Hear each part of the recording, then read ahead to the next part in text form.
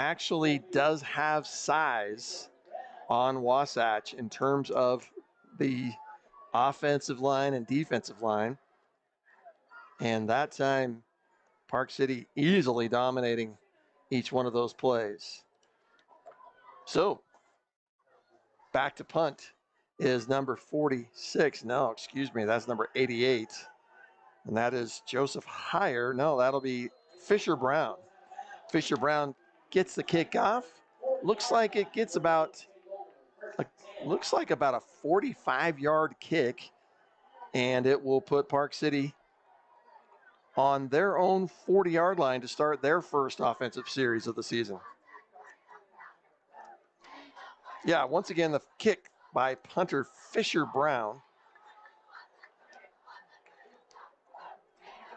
And the kicker for Wasatch will be Ashton Southen. But now we can talk a little bit about the Park City offense. Park City, just the opposite of Wasatch. They are returning it as he was running.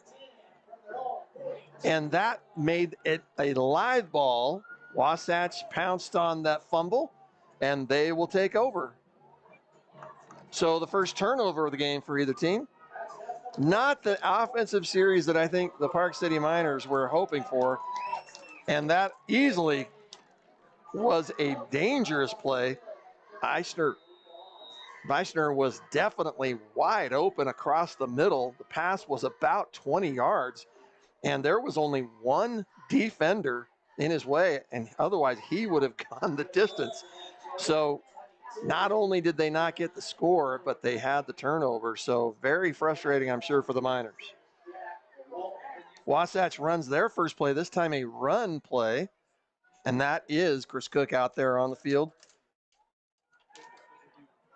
Here's the first pass. That's not the first pass, I take it back.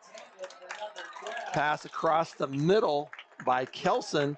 The intended receiver for Wasatch was number 12, I believe. That's Chase Ritchie. The pass was incomplete, but after the play, one of the Park City Miners gave a little extra bump, and the flags were thrown. So that will be dead ball personal foul against the Miners. And so that will be a 15-yard penalty. It's an automatic first down. So even though the pass was incomplete, Wasatch moves across the midfield, and now they are on the Miner 42-yard line. First down. There's a quick pass by Kelson. He hits number 12, Chase Ritchie again, very quickly. And quickly, the Wasatch Wasps get back into the line, and this is that hurry-up offense that we have often seen for the last 3 years for Wasatch High School. So there is a flag on the field, illegal procedure. 5-yard penalty against the Wasps. So before the play could even happen, the flags were thrown. So Wasatch will now have 2nd and 15. Again at the Park City 35-yard line. As we mentioned, quarterback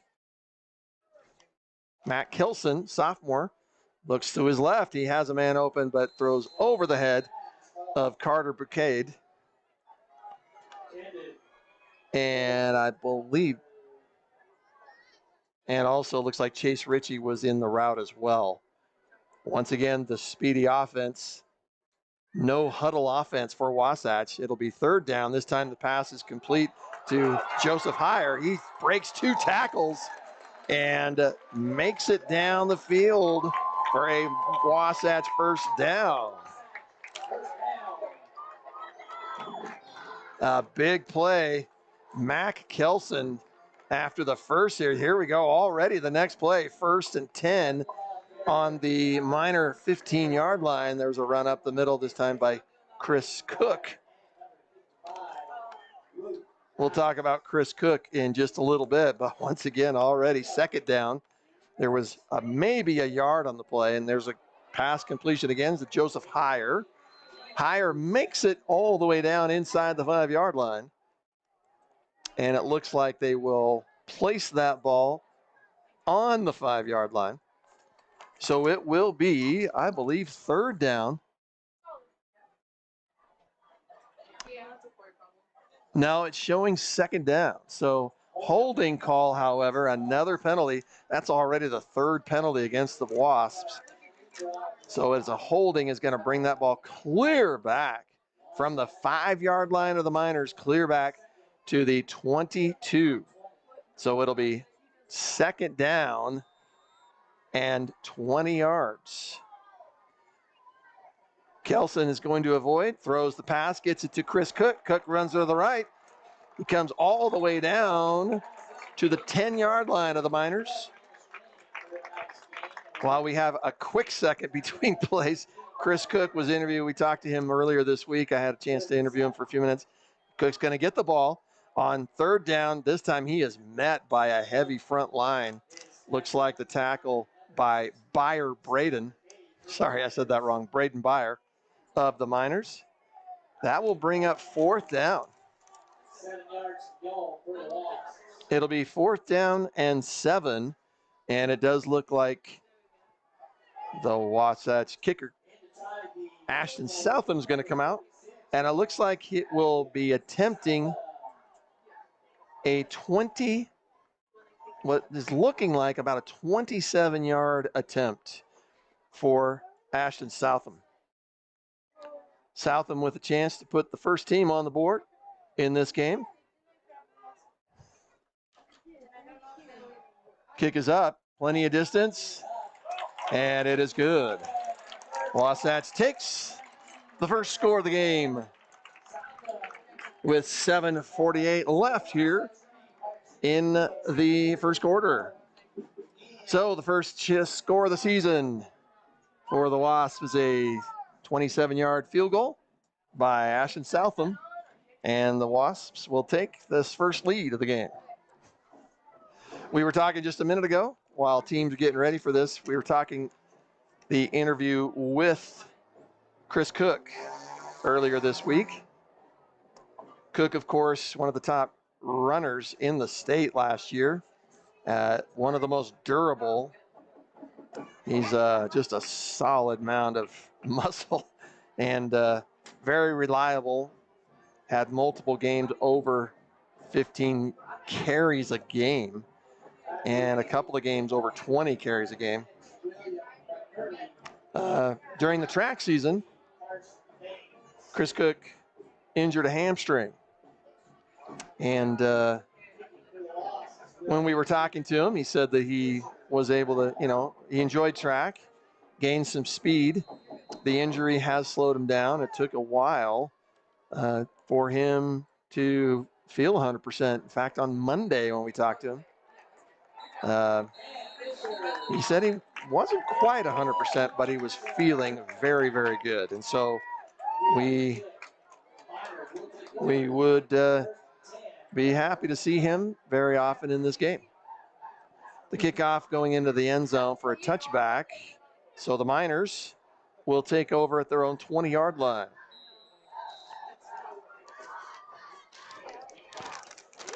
The Miners, once again, front line, looking large. They are decidedly large.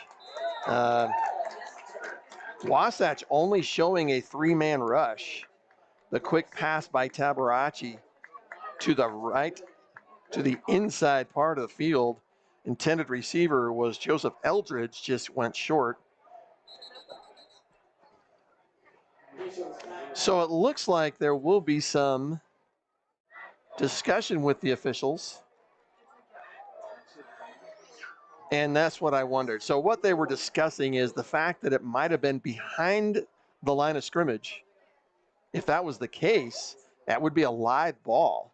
And then they would have had a loss on the play. But instead, it looks like it was ruled an incomplete pass. So it was 2nd and down. So it'll be 2nd and 10 for the Miners. Tabarachi clapping a couple of times, trying really hard to get the 3-man rush of Wasatch offsides. So they'll reset.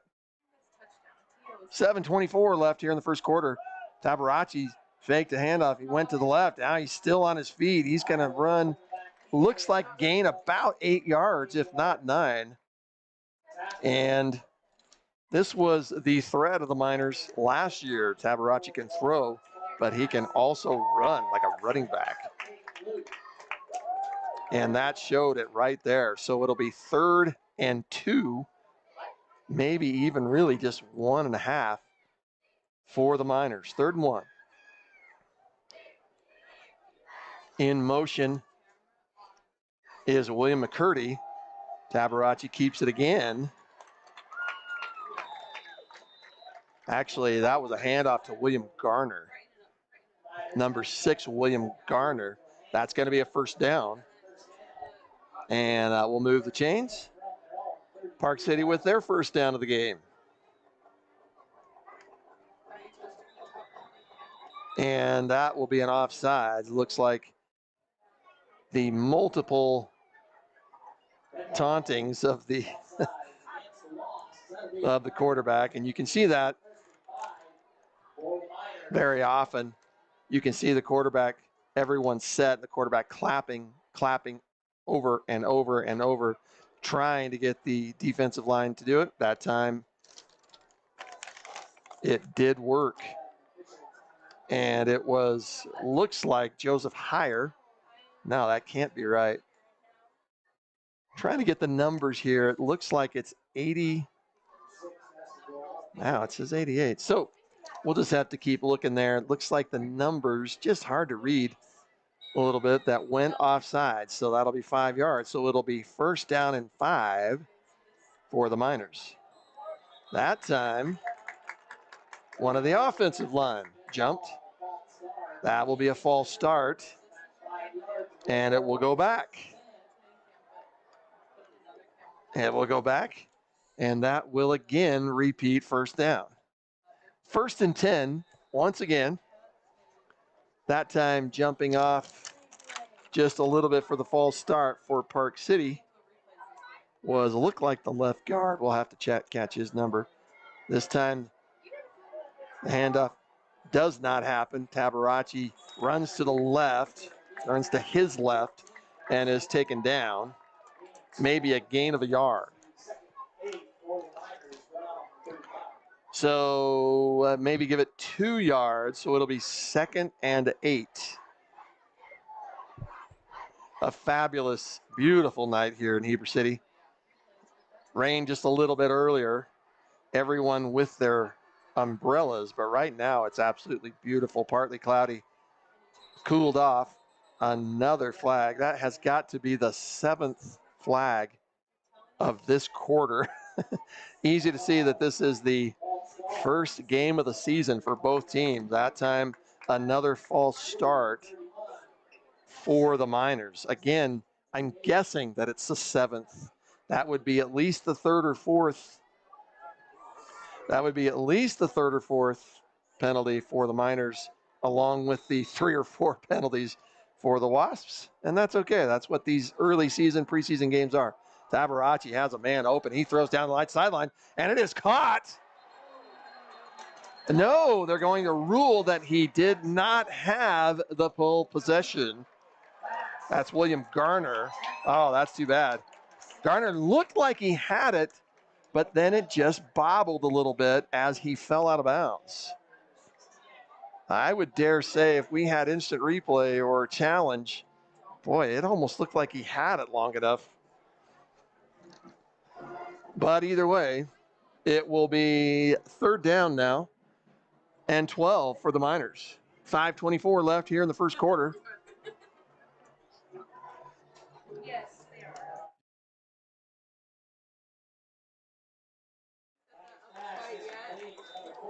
3rd down. Pass is complete to Mason Grover. It's going to be 4th down. It looks like the Miners are going to go for it. 4th and 1. First attempt at a 4th down play here. Again, 3 rushers. Oh, they did a quick kick and caught no one back for Wasatch. Beautifully run play that time, showing that they looked like they wanted to go 4th and 1.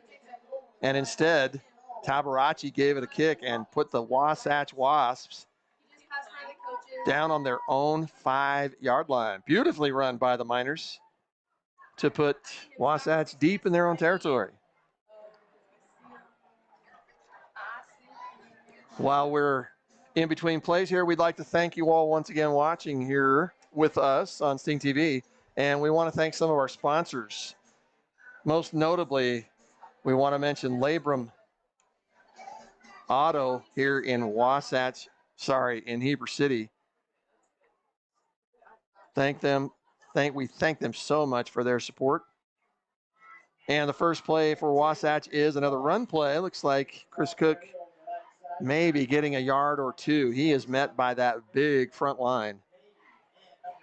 Looks like tackle, we're going to go ahead and give that to number 55, Luke Price, a senior. Kelson throws, gets it is complete. And so the pass complete to number 88, Joseph Heyer. It's going to be a first down, and Wasatch quickly back to the line. We talked about this last year. Wasatch sometimes, they better get that ball. Again, that is a potential fumble if it's done.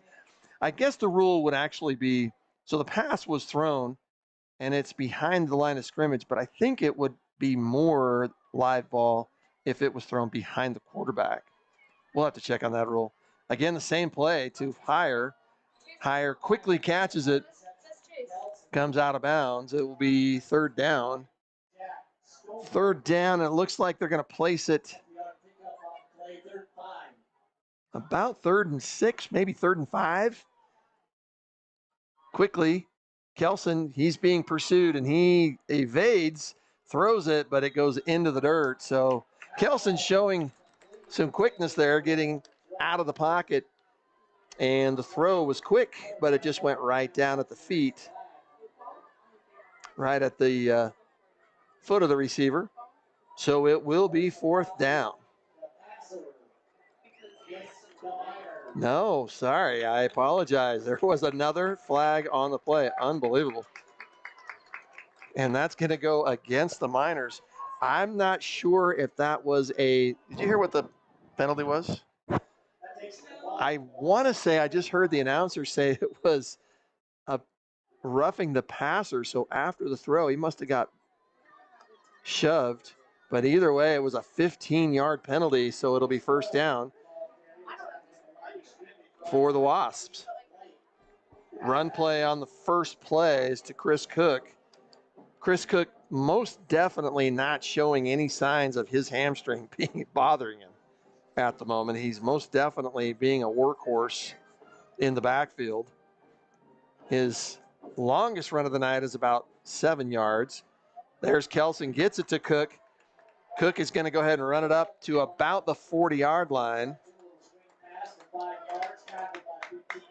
So it's looking like it'll be 3rd and not quite 5 yards for Wasatch. What we've seen from Matt Kelson, the sophomore, is that he is not afraid to step back a couple steps. There's a blitz, and he is going to be torn down. They showed a blitz. That is the first blitz we've seen from Park City tonight, and it was outstanding. Came and surprised everyone. That was number 19, Chandler Kelsch, just sprinted in. Kelson was able to avoid it a little bit, but by the time he was able to get back on balance, another Miner was in his face. And so when he turned back the other direction, Kelsch was waiting for him and tore him down. So that's the 3rd sack of the night for the Miners. This will be the 2nd punt of the night for Fisher Brown. Kick's going to go ahead and bounce. That gives you, again, about a 40-yard punt. And the Miners will take over at their own 30-yard line.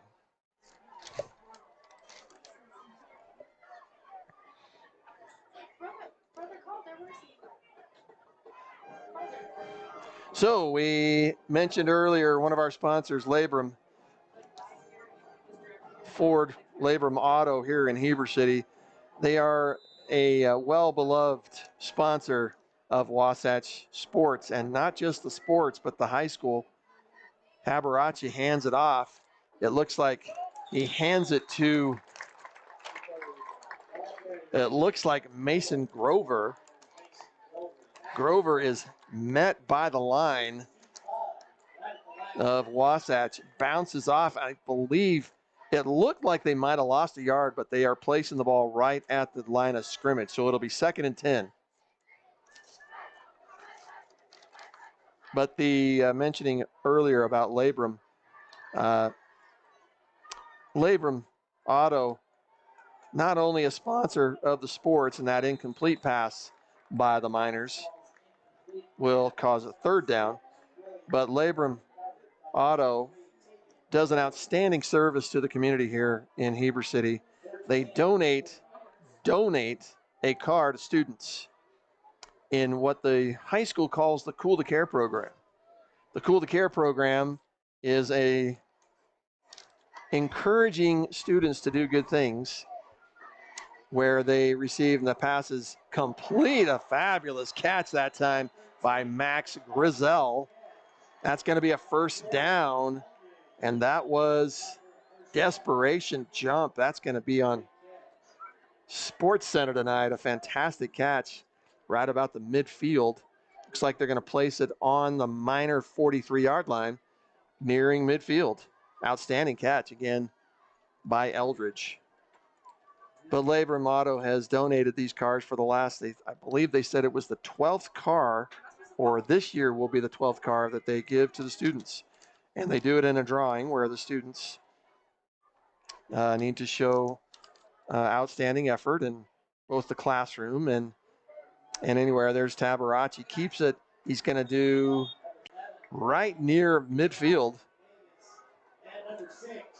And it will be 2nd down and about 4. But again, we thank Labrum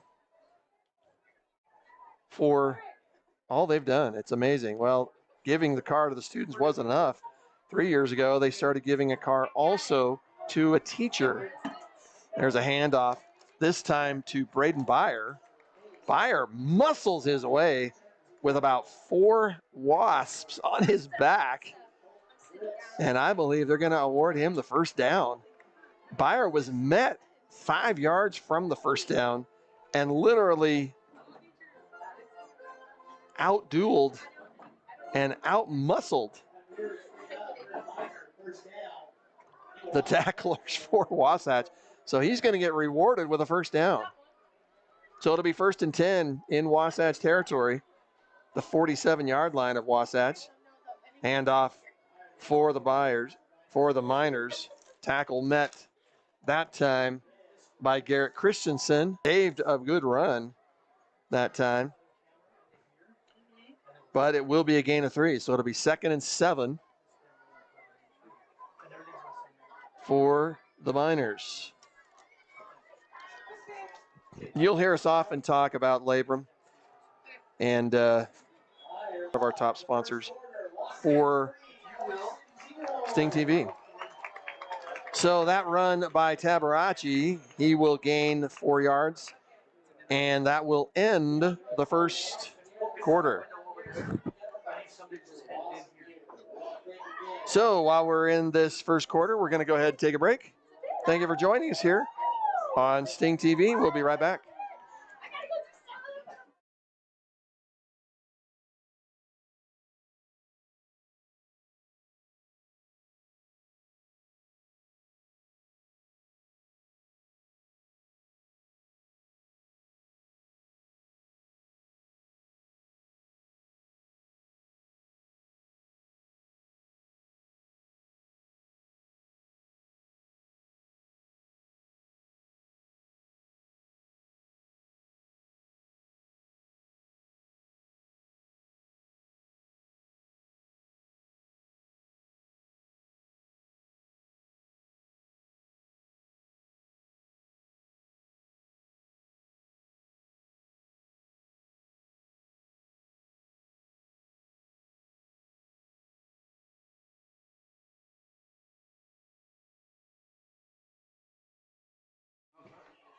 All right, we're back.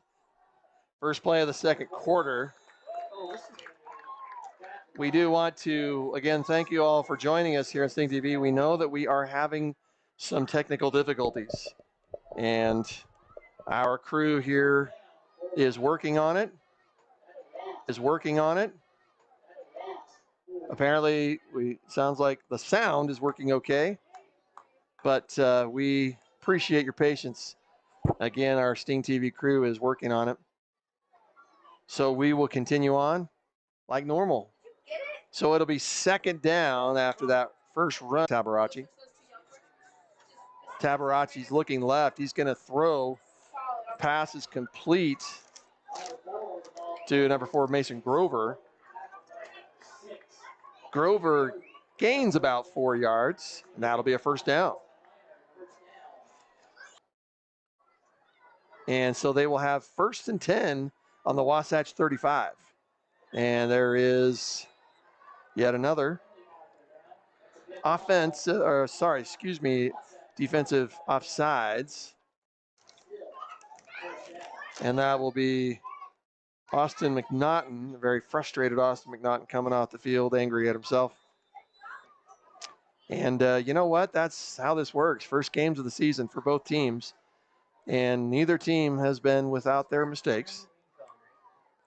Tabarachi back again, trying really hard to get the defensive line. This is a challenge for this defensive line for Wasatch. Tabarachi comes back, and if he's going to step back to throw, Tabarachi has a man over the right side of the field. That's complete. It looked like a little, if that is what it looks, that the call is not yet given by the referees. Park City was showing that they had a touchdown, but it looked like he must have stepped out of bounds. That almost looked like he stepped in, but it was a beautiful completion. So it'll be 1st and goal at the 1 yard line, maybe the 2 for the Miners. Miners with a big threat here of the first touchdown of the game. Tabarachi stepped back to pass there, had plenty of time, and was able to find his receiver downfield. That time, Tabarachi's going to keep it. Goes untouched into the end zone. Touchdown, Park City Miners.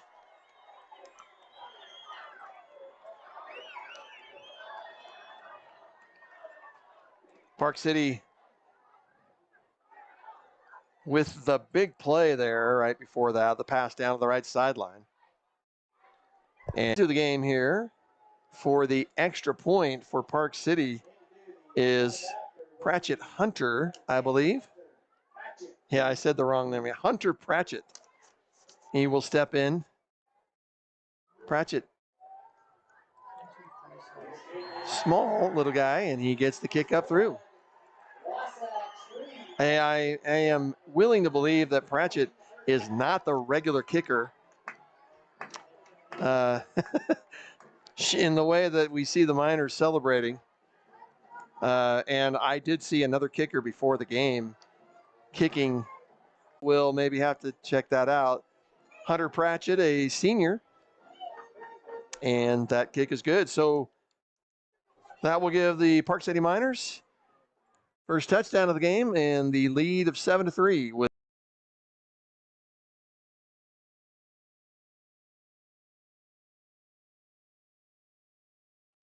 Okay. You're fine. All right.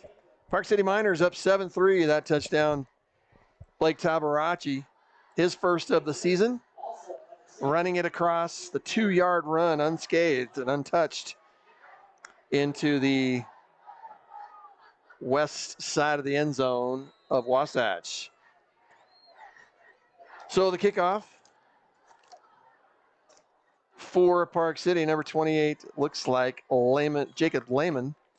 Actually, squib kick just a little bit to the Park City right side, and will give Wasatch a little better field position. They will have the ball at their own 28-yard line to start off.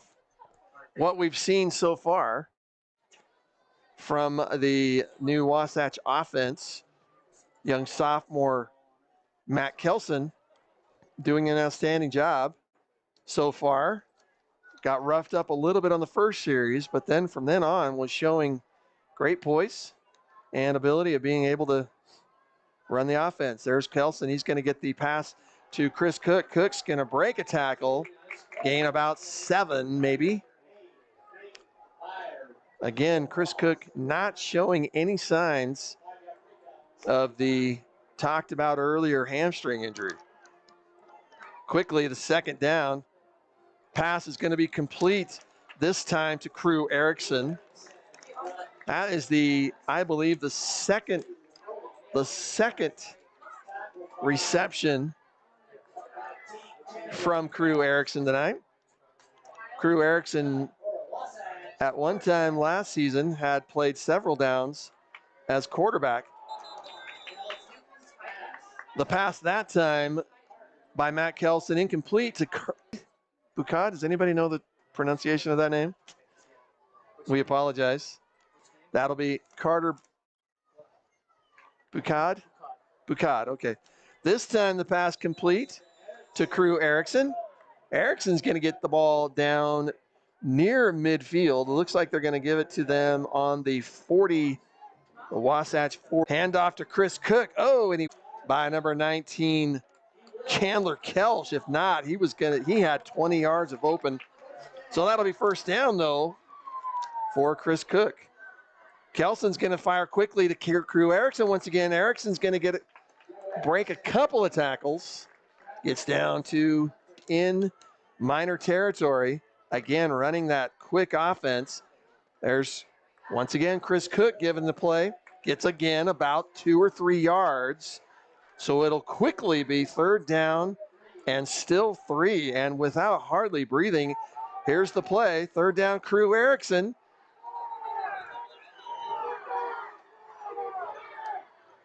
Wow. Lots of confusion on the field. Erickson, the play actually happened, but I think what Wasatch is arguing is that there were way too many players on the field for Park City, but no flag has been thrown. It'll be fourth down. There was, on that play, Erickson made the catch, but there was no gain. So if this happens, it'll be fourth down and 4. And that will be too much time. So it looks like Wasatch trying really hard to get Park City off balance. And the Miners were strong, did not budge. And so the time ran out. 5-yard penalty. So it'll be fourth down now and about 9. Punting teams coming out for Wasatch. Back to punt for Wasatch is Fisher Brown.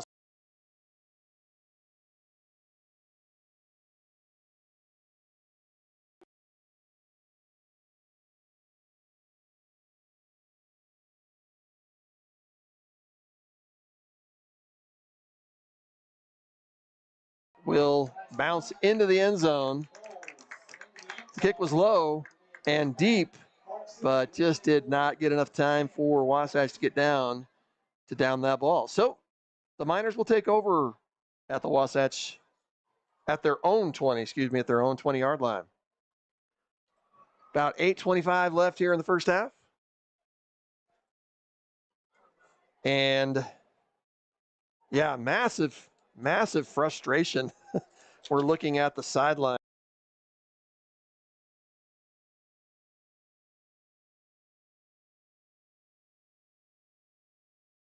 Miners on the field, Park City Miners, which would have made too many, which should have been a penalty. Now another flag here on the field. I believe it's going to be a face mask. Yeah, that's exactly what it is. On the tackle that time. And I believe, I could get this wrong, but I believe that was Tyler Montzingo who was running and had broken a couple tackles, but then was met by 2 defenders. And that's where I thought I saw the face mask also. So 5-yard penalty actually makes it I believe it just remains. No, it'll be second down now and 1 yard. And Tabarachi back. This time, mid pressure. He's going to get sacked, although he almost avoided the sack after the first couple of touches. So that will make third down. It'll be third and about 2 for the Miners.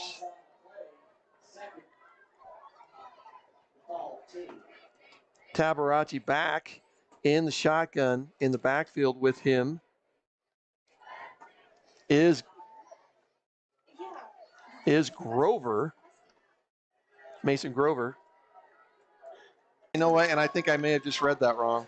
I thought it was number 7, but you're probably right. So I see Crew Erickson dapping everybody up, so I just thought to myself, oh, that might be number 1. But an honest mistake. So while we're in between plays here, Blake, please tell us a little bit about what you do at Park City TV. So we cover the whole Wasatch back, all the high schools. So we got North Summit, South Summit, and then Wasatch and Park City, which we're here for today. All 4 schools, we get to cover every single sport. So if your kid is a wrestler, we're covering your wrestler kid. If your kid plays softball, we're going to watch softball. I mean, we are covering as much as we possibly can. We interview the kids. We get to know them. We talk to everyone. We talk to the coaches. We try to really get into the story of these kids, and we follow them all year long. And near the end of the season, it's always super fun to be able to get to know them, see their stories play out, and sometimes they come out with a big championship or a state title on their belt. Blake, I do some part-time work with you guys, and I have been with them for 3 years now, and I'm just telling you, I've just not seen stuff that I've been seeing you do here. So we really compliment you, love your vision, and love what you're doing. But we love having you guys work with us here at Sting TV as well. Oh, I appreciate it. I really appreciate being able to come on, talk to you a little bit, talk about what we do, as well as call this fantastic football game. And we appreciate you too, Brent. You do such great coverage of all of these coaches. We do a lot of coaches' corners with you, but you also get into the stories of the kids as well. We really appreciate that. Well, and to your left, you haven't met him yet, but this is Corey Lang. He's the director of Sting TV. And I've told him a lot about you, and we are just happy to have you here in the booth. So, and your crew is here. Maybe you can shout out to your crew of everybody. Yeah, our entire crew over at Scoreboard. We've got Parker Martin, who is our creative services and does a lot of the production side of things. We have Stevie Jacobson, John Lease, Danielle Turner is also our owner of the station. We have a lot of help, and we're really, really appreciative. I'm the lucky one. I just get to go to sporting events, talk to kids about sports. It's a wonderful opportunity. It's super fun, and that's why we're here tonight. Well, back to the action here, and we're going to keep Blake here with us for a few minutes. And so, stunning events. That was a fantastic score by Wasatch. For those just joining us, we got a young sophomore starting for Wasatch. Wasatch, it's not a surprise to have a young quarterback for sure. They've actually had freshman quarterbacks. But this is a great opportunity for Kelson. And I'm telling you, he has not looked like it's bothered him a bit. Even that first series you were talking about. That first series was really rough, but then he goes and marches down for a field goal in the second. So It goes to show that he is unfazed by the varsity speed, which we talked about earlier today over at Dairy King. Well, and you know, we had a chance to talk about him with Coach Coburn earlier in the week, and you know, it was funny. Before I talked to Coburn and before I had any idea who was going to be quarterback, I could see it out there. I could see this kid, skinny little guy, and I don't mean that anything other than a compliment, but boy, his arm is lively, and he has showed it tonight that he is not afraid of a little pressure. Like you said, that first down, his literal first starting play was a sack. Once again, I have to say, this round, the last 2 series for Park City, they look befuddled. I'm not sure what changes have happened with the front line of Wasatch, but it looks like something has changed because Park City not quite having as easy a time. I'm not sure, whatever you think there, Blake. A fantastic job by the defensive line so far. We got Chase Byer in the backfield right now. There's been a lot of penalties, a lot of false starts as well. And that is Byer, who did takes some snaps. Like, he's doing the quick kick again, and that worked really well last time. Yeah, they got to be careful. Wasatch needs to be careful not get too close to that. We had that happen in a game last year, and it led to a loss against one of the region teams where they accidentally touched it. And so I think that young player probably remembered that and let that go. So on top of that big touchdown by Crew Erickson, the connection from Matt Kelson, how was that fake run by Chase Byer into the end zone? That was unbelievable. Fantastic. Yeah. We did that earlier. We gave that credit to Tabarachi, and it was Byer. Mm-hmm. But yeah, untouched. I mean, that's crazy. That was beautiful, beautiful play. The two plays there were just fantastic. There's another outside pass to Chris Cook. We were talking earlier, Cook not showing any signs of having that hamstring injury bothering him. Not at all. I'm happy to see him back. That's a happy thing for Wasatch. I'm pretty sure I've already lost that round of what we were talking about in the pregame. And he's got to be approaching somewhere in his over 10th run, although he's been getting just as many quick passes off the side.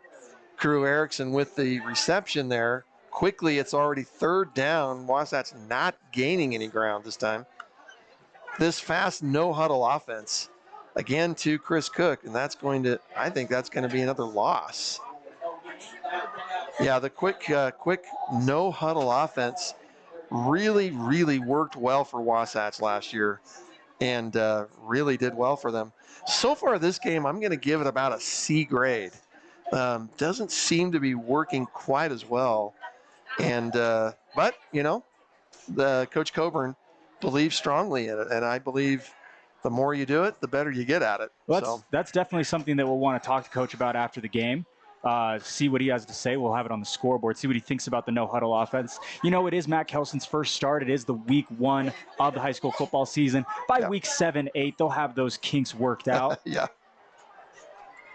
And the kick is up this time. Well done. We're going to get a Wasatch bounce. Once again, Fisher Brown, that's his 4th punt of the night. But each time he has been able to put the Miners back in tough position.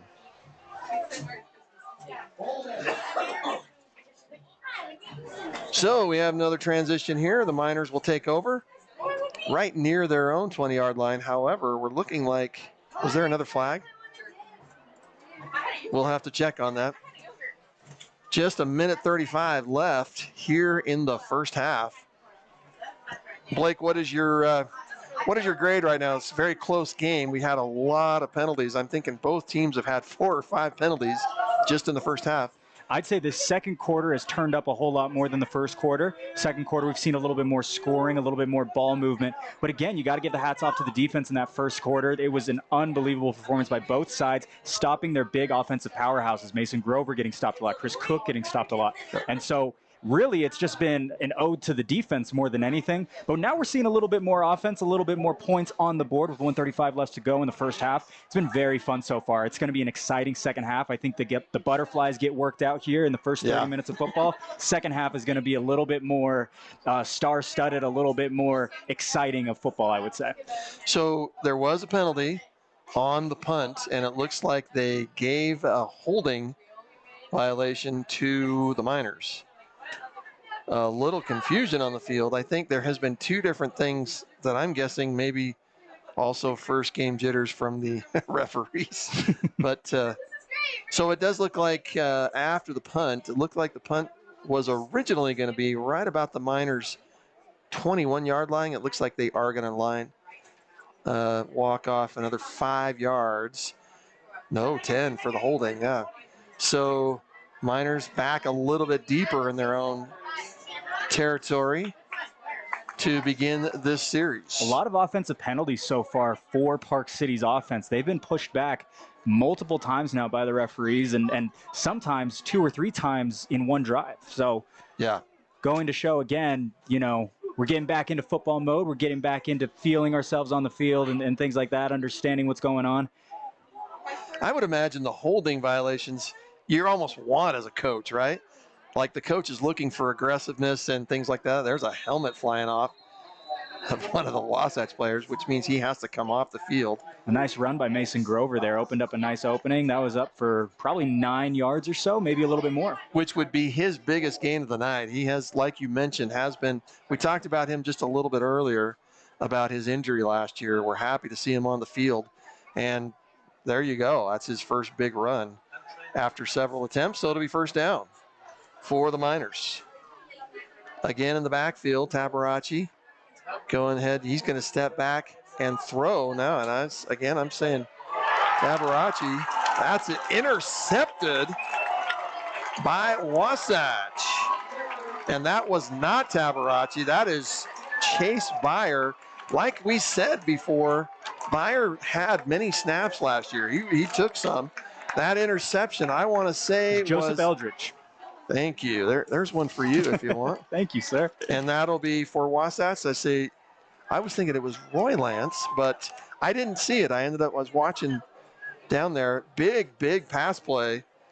That is my bad, yes. But I'm not sure. I got to say, I didn't see who it was. So anybody in here see who that pass interception was? And you might be right. I don't know. So Wasatch will take over with an opportunity to score at the half. Not Crew. Sorry. Yeah, big pass play that time. Chris Cook over the side. He's going to gain about 6. Matt Kelson avoided a couple of passes on the rush. And quickly to their no-huddle offense. It'll be 2nd and 5. Kelson back to pass again. He's protected well. He's going to run this time, slide down. He probably will get a yard or 2, but another flag. And I'm not sure who this is going to be against. It looks like Wasatch not happy. So whatever the call going to be, yeah, they are marching it back. So, yeah, it looks like a hold. That'll be 10 yards. So that'll repeat. Wow, from the location, that's going to put them clear back to their own 30-yard line. It will repeat 2nd down. 43 seconds left in the half. Both teams with all their timeouts still remaining. So Matt Kelson's got 43 seconds to make it 70 yards down the field if they want another Wasps touchdown to close out the half. That looked like movement. I saw that too. But I'm wondering if it's only – anyway, so Kelson going to fade to his right. Pass is going to be – we can't see. It looks like not a referee there. Looks like they're saying incomplete. So it'll be 3rd down and 16, I believe, for Wasatch. That stops the clock. Kelson fades again. Heavy rush, gets the pass off to Chris Cook, avoids a tackle. He's going to get back just to the original line of scrimmage. And that's going to tick off a lot of time from the clock. And that will bring on 4th down. I believe that will be a timeout called, it looks like. Didn't motion, yeah, timeout from the Miners. So we will have a timeout on the field. And we want to get to know Blake Aurelian. Blake, your time here, Park City, it feels like it's only been a few months. All the things you've done. Tell us a little about where you came from. So I was a sports broadcasting student over at BYU. Been broadcasting myself since I was about 16 years old. Always wanted 16? to do. Yes, sir. 16 years old. Came into BYU, anchored a lot of shows, did a lot of sports. Wow. And then once I graduated, I found my way to Park City TV. I was very lucky. I was reached out to for the opportunity. And then it's just been running and gunning since. I mean, just trying as much as I can to make this show as good as it possibly can be. And more than anything, just give these kids a pedestal to stand on. Give these kids an opportunity to show themselves, show their skills, and show what they work so hard for every single day. That's what you guys have always done. It's always been about the crowd. And like I say, when we started this thing 3 years ago, that was Danielle's vision. She just wanted to give recognition to the locals And so that's great. We compliment all of you for what you've done. Well, we love it so much, and we appreciate having you. I can't tell you how many times I think to myself, I hope Brent has something for me soon, and then you reach out to me and you say, I got something. So it works out perfectly fine, Brent. I appreciate it so much. Looks like another timeout on the field before the punt, Wasatch, and which will be great because we can talk a little bit about who's standing right by us. Corey Lang, we don't have a mic on him, but Corey has, just to give you an example, of course, you know he's the director of Sting TV here, and he is a one-man show with the exception tonight because school hasn't even started. His students aren't even here yet. But what he does have is a very fabulous former student. She's already turning red-faced. Tylee, we love you and absolutely could not have been done tonight without Corey's dedication and your immense help. I don't know the other young lady, though, who's with us. So is she one of the current students or is she a former one also? The other one, current. Okay, good. Well, Corey Lang, we compliment you. We want to get you on the microphone here, but he has been painstakingly. Well, that kick's going to go back if one of the Wasatch players can get it. They might be able to reach it. Oh, Didn't make it. To make it. 4 seconds left in the first half. Nothing too crazy. Well, Corey Lang has done a great job. And again, these first days all by himself with the help of Tylee and a couple of other people. So he'll be really happy to get a class. And they'll all be here Wednesday. Well, and it's just like one thing at a time didn't work with this. And you know how that goes with tech stuff sometimes. Oh, of course. And so he was out here normally ready to go at the right time, but he was sweating, and I compliment you, Corey. Great job. So we're going to be near the end here of the first half. What a fantastic first half. Before we have you go, Blake, we'll maybe talk about a kind of a summary. You already kind of did a little bit, but just a summary and not looking at the score. Who do you think is winning this game? So we'll see what happens here with this play, and then maybe we'll have a couple minutes with you before we sign off. So looks like Park City just going to down it and probably make it the last play. And that is exactly what it is. So that'll be the last play of the first half.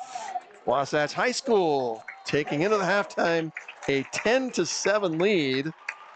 And again, we have Blake here for another couple minutes. So what do you think, Blake? Give us a little summary of what you think for this first half. I've got to say, I'm a big fan of big moments when it comes to these games, especially these defensive matchups where both defenses are really connecting on all cylinders. And I've got to give it to Crew Erickson. He's got the biggest play of the game so far. He's got the biggest touchdown to give the lead to the Wasps. And right now they have a 3-point lead going into the second half. So I've got to give it up to Crew Erickson so far. If that continues, he will probably be our postgame tonight. Well, and here's mine. I got to say, Park City's got to be feeling pretty good about themselves. I mean, a plethora of violations and penalties, and they're only 3 down. And I would think they'd go in thinking, okay, we're very confident we can do this. Kind of looking to me like, despite that last big play by Kelson, it just seemed to me like Park City was still kind of controlling it, at least for the most part, the game. It's an interesting one because this season is kind of one of the big storylines is that there's a lot of new faces. Yes. A lot of new people that are going to be at the face of these teams. No Stone Combs, no Carson Tabarachi, no Adarius Edwards. And so those names are gone. Kamala Who's brothers, going to step up, you know? Right. Yep. Kazon Villa, he's transferred out. So it's going to be very interesting to see how the season plays out, who becomes those next big names. But, Brent, I really appreciate the time. Thank you so much for having me. Blake, we appreciate having you, and best of luck with everything. And I'll be seeing you around, but I hope we can do more things together with you guys at Park City here at Sting TV. We would absolutely love to. Thank you so much for the time. And everybody, make sure to watch the scoreboard every Tuesday and Friday at 6 and 10 p.m. We're going to have on Tuesday a big post-game interview session with a bunch of different players and coaches from this game specifically. And besides the broadcasts, they also archive all of the shows on their website, parkcitytv.com. So it's thescoreboardnation.com that you can find the scoreboard stuff. And so we try to make sure that the thumbnails have everyone's face in it so that everybody knows who's being interviewed, who's in what episode. So if you're looking for someone specific, you can find them right there in the thumbnail. Blake Aurelian, director of the scoreboard at Park City TV, thanks for joining us. Thank you so much. And we're going to go ahead and let you watch I believe it'll be the drill. I'm not sure. We're going to go ahead and just let you watch a little bit here tonight on this broadcast, and we'll keep the sound up so you can hear them. Thanks for joining us once again here on Sting TV and Park City TV. Wasatch High School, Wasatch.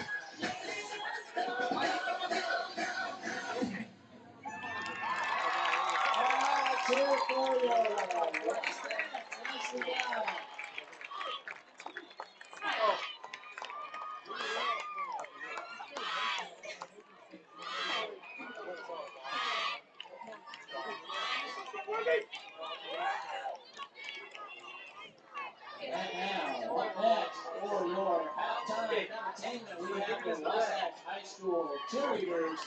They are under the direction by Natasha Wild, Christina Club, Gary Oldham, Jillian Henson, and Andrew Boss. Let's hear for you, Wasatch High School cheerleaders.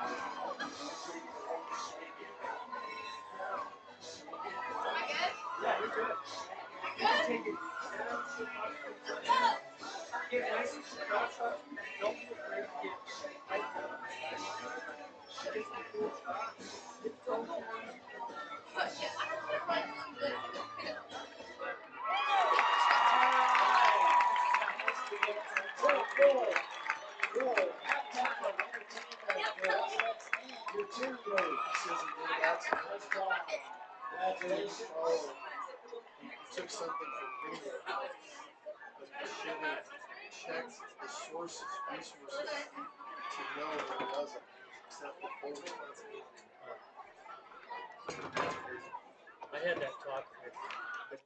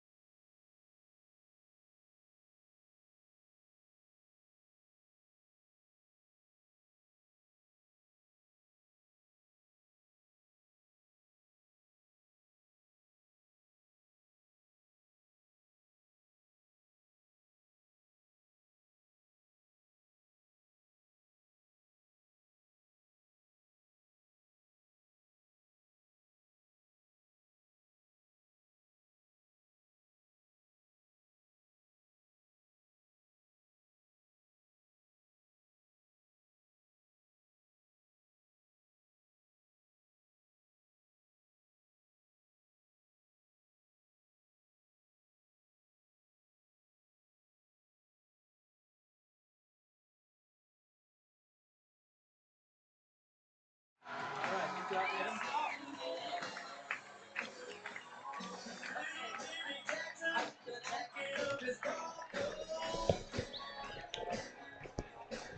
gonna try to join you, but I didn't get to see any of the first half. So, Well, we'll talk about the first half. all right. Oh, are we on? Are we on? Yep. You are watching Wasatch football. This is Wasatch High School. We are at Wright Tree Stadium in Heber City, Utah. Thanks for joining us here on Sting TV. This has been a barn burner. First game of the season, the rivalry, the Park City Miners visiting the Wasatch Wasps. First half score, Wasatch going into halftime, 10-7 lead. And we are happy to have finally with us Corey Lang. Corey, you got all that stuff done. Well done. Well, we got most of it done. There's always something to iron out and wrinkles things. And as you might have mentioned, very difficult tonight. Just I haven't had students in a classroom yet to show them. So bear with us, viewers. We're doing the best we can with zero to little training. It'll only get better from here, though. Well, and Tylee, we can't thank her enough, and the other girls. We did have a couple from previous years to help out. And here you see the Wasps coming out from the locker room. And it is time. This is a happy, proud Wasatch team. I would imagine, Corey, and I know you were doing so much stuff, but if you got the kind of the rundown of the first half, I kind of imagine Wasatch feeling pretty good, obviously with the lead. However, with a lot of mistakes, what would you think? And those are expected first game out of the season. Both teams, you basically have new teams. Even though you have some players returning, this is a different group that hasn't played just these guys. They're not relying. They didn't have those upperclassmen. And it's just first game jitters. And it's a rivalry game. A lot of things you're adding into it that you're going to have a lot of mistakes, especially the first half. Hopefully the coaches go in, they make those adjustments, they talk about them, bring them back down a little bit. And that was going to be my next question to you. What are they saying to the guys? Are they saying, guys, listen, it's okay. We know we're not supposed to make these mistakes, but it's a preseason game. There's your first half mistakes. Yeah. Put them behind you. Now let's start to execute the things we've been practicing. I want to see more execution and less mistakes. Now you start punishing. Now you start having repercussions, right? That's the next thing is Coburn is not going to, if this is a rivalry game with Park City, there is no less intimidation and importance is what I would think. Park City's a good team. Very good. I anticipate that they will finish very well in the season. This game, coming out with this win, is important if it wants to help you with your RPI. And I agree. So, we didn't talk about that. There are preseason rankings, and both Park City and Wasatch in the state are in the top 20. And that means there is some respect there that's been given to both teams. And I would think so. Wasatch ranked 14th in preseason and Park City 17th. That's a bigger jump. Wasatch finished 10th last year. Park City finished around 38th in the state. So obviously a big compliment to both teams with that type of preseason rank. Yeah. On the other hand, that says a lot. It really does. But on the other hand, it was interesting to learn in the interview with Coburn this week that so the region, of course, that they play in is so tough. Salem Hills, Maple Mountain, Springville made it to the title game last year. Yeah. And so good. Well, the preseason coaches vote, Wasatch only got fourth. So the preseason vote from the coaches was that Springville would finish first and Wasatch would be fourth.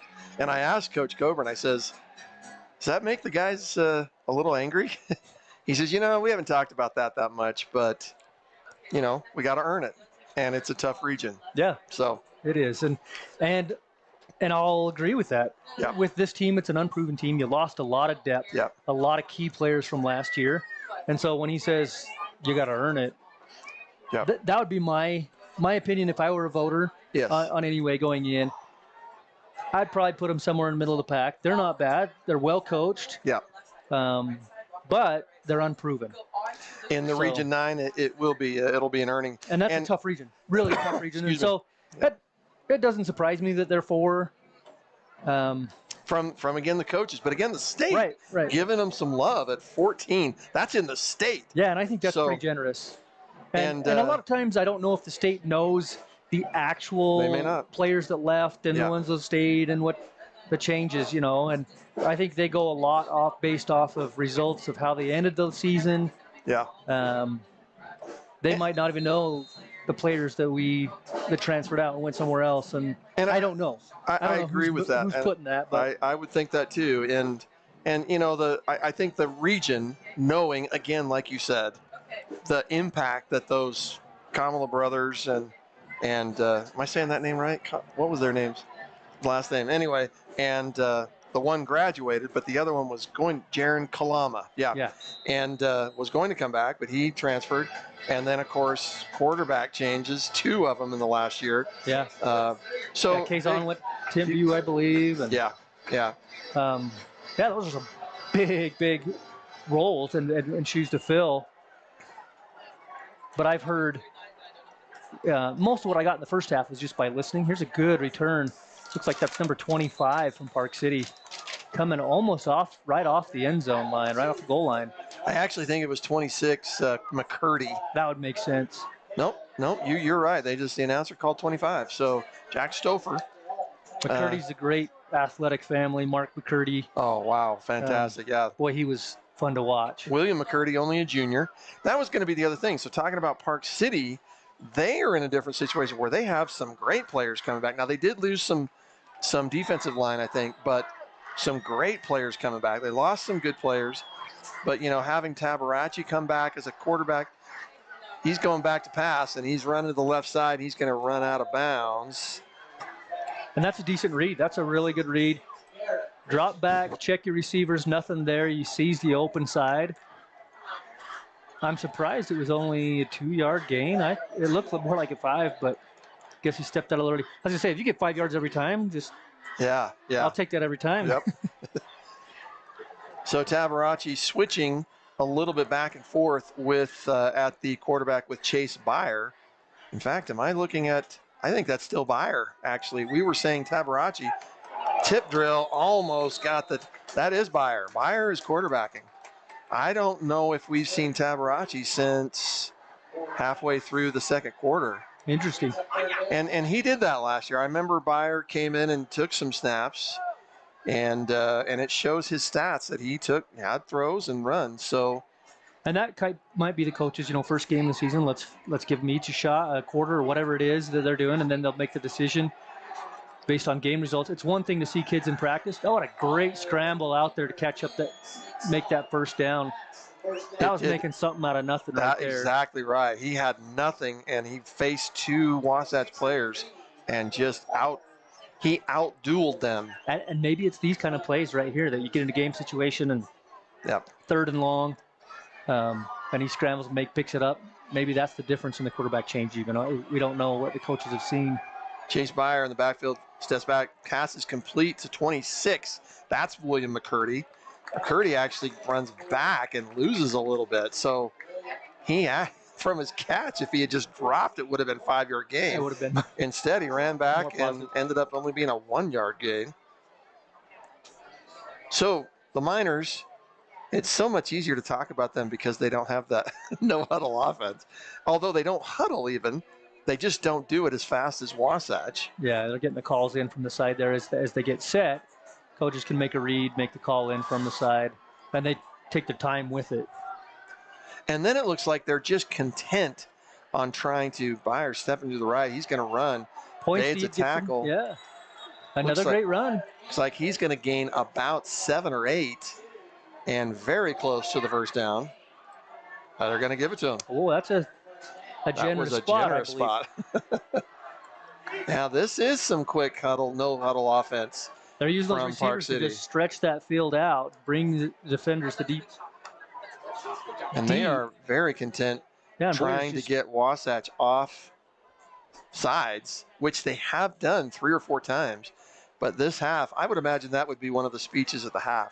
do not get another offside. Yeah, those are the discipline errors that 100% correctable and shouldn't happen. That Fire gobs of time. He's going to runs out of bounds. we have a flag on the far side.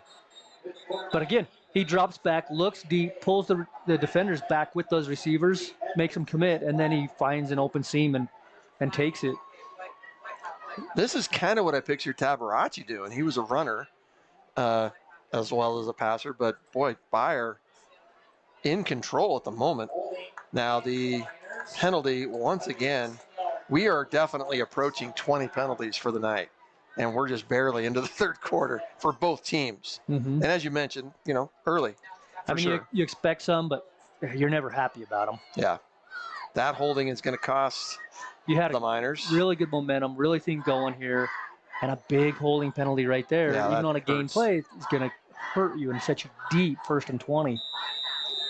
So here we go. It'll remain first down, but now it's 1st and 17.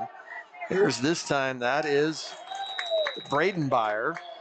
I believe that was number 8, Braden Byer. So. Byer is a senior. I do remember his name last year as well. One of the Corey players that we talked about earlier was, number 4, Mason Grover. Grover getting hurt in that very first game last year. Only had 3 carries, but had 60-some yards.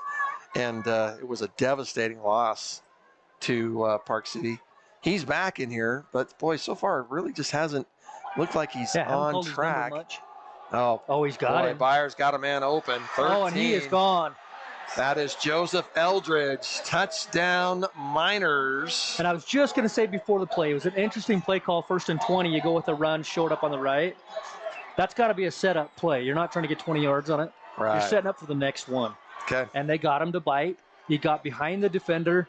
And once he got that step behind him, I mean, that defensive back never let somebody behind you, right? And he got the step on him, and boy, he made him pay. That was a beautiful pass, right on the money. Yeah.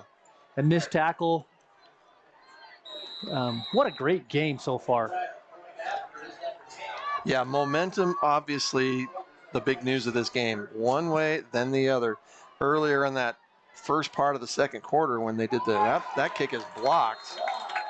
That could come up big later. And I was talking earlier about that. That's number 10, Hunter Pratchett, a senior. But I saw a kicker in the pregame for Park City. He was easily kicking, well, he was at the 45-yard line, kicking field goals with healthy distance. And I'm just curious about that. There's so many things at play. Yeah. Some teams have different, point after kickers as they do field goals. Some, I mean, you never know. So who's coming in and making the kicking decisions of sometimes I wonder, but that definitely was low. The snap looked good. It actually looked like a heavy rush, so it might have just been, a compliment to the Wasps for blocking that ball. So, but that keeps Park City with a 3-point lead just into the third quarter, 13-10 over Wasatch. So back for the kickoff is number to kick the ball off is Jacob Lehman, also a senior.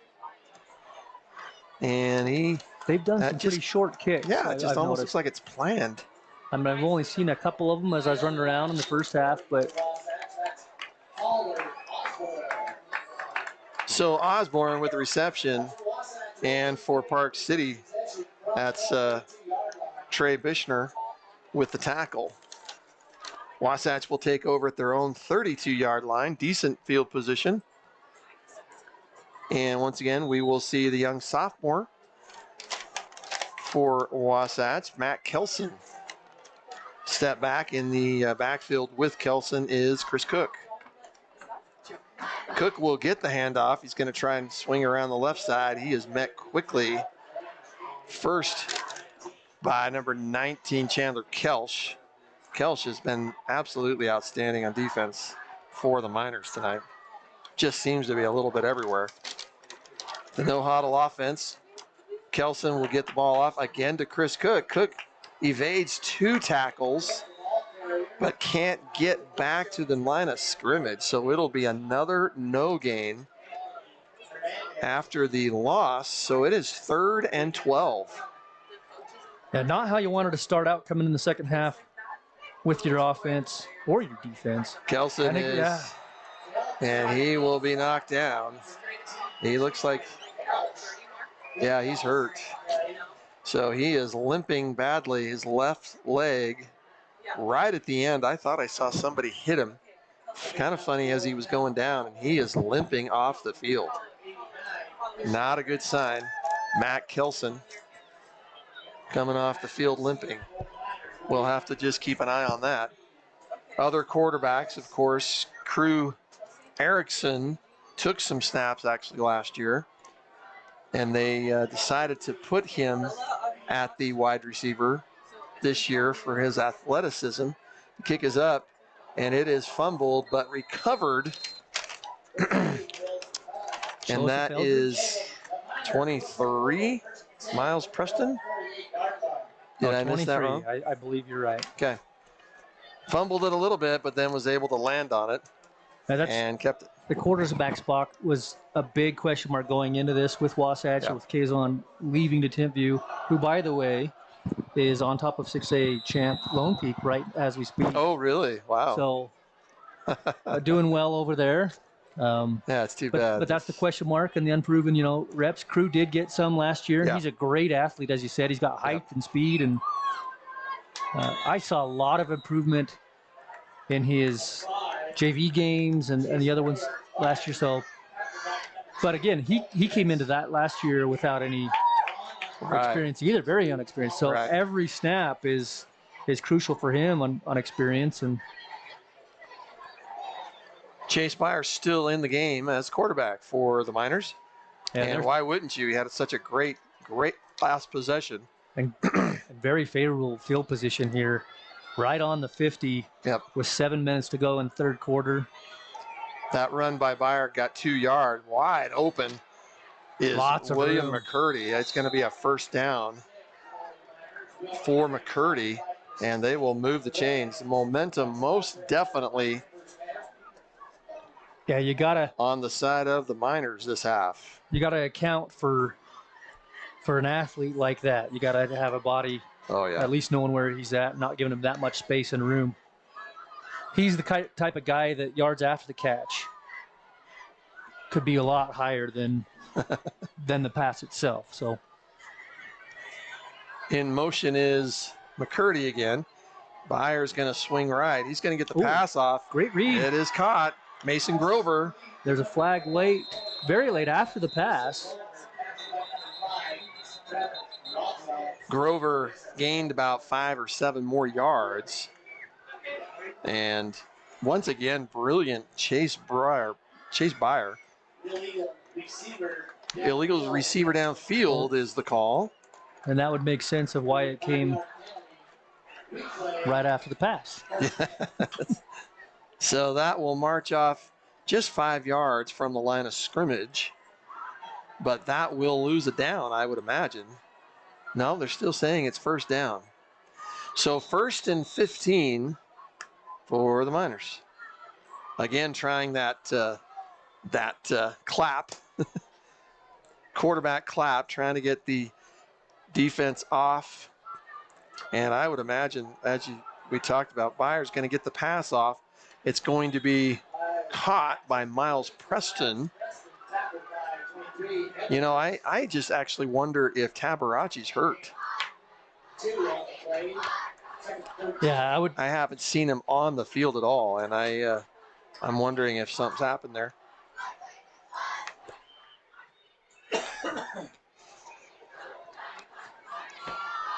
The Miners definitely taking their time, trying to get the Wasatch defensive line off. It has not happened.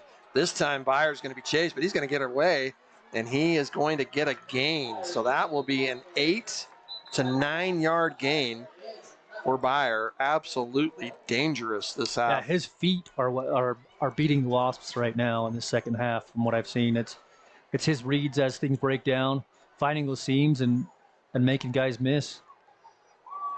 Looks like another penalty. But the penalties are just killing them right now.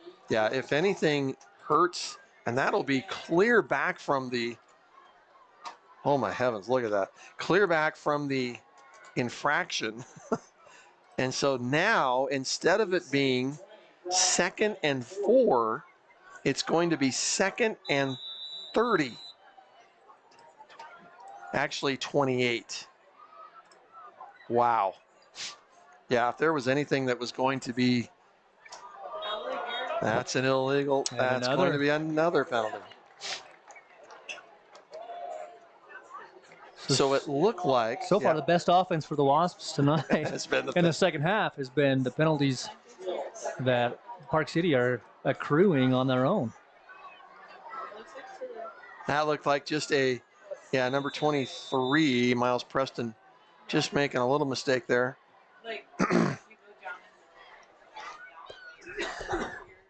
So again, that will bring it back. So now, quick pass rush. There you go. There's going to be a hit. And a late flag coming in. That's going to be Crew Erickson's going to get flagged. And that's a good hit, solid. Yeah. But you can't get in his face. Well, that's what they're trying to take thing away. I saw. 2 referees were right by him and didn't make the call. It was the one midfield. And he's just saying, I don't like him getting in his face like that. So instead of it being a great play that you could put on a highlight reel, which maybe you can, Wasatch is going to get penalized for it. Oh, so he's saying it's targeting. Wow. Coach is absolutely livid on the sideline. That is not what I expected. Targeting, I'm not sure how that happens in high school. Does he have to come out of the game? I think that was Erickson. He is still in the game, so. Yeah, that was a great read. He's following. He knows where he is on the release out. Timed it very well. So it'll stay 2nd down. Instead of it being 2nd and 38, it's going to be great 2nd and 20, and a big run that time by Braden Byer.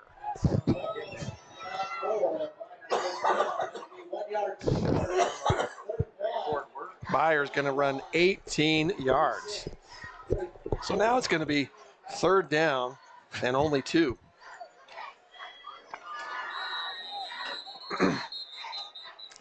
So we're going to have a timeout called by the Miners. Absolutely devastating. A mystery penalty called against Wasatch, targeting. And I can't say as I know enough. It just looked like how disappointed and upset the coaches at Wasatch were that they truly believed it wasn't a targeting.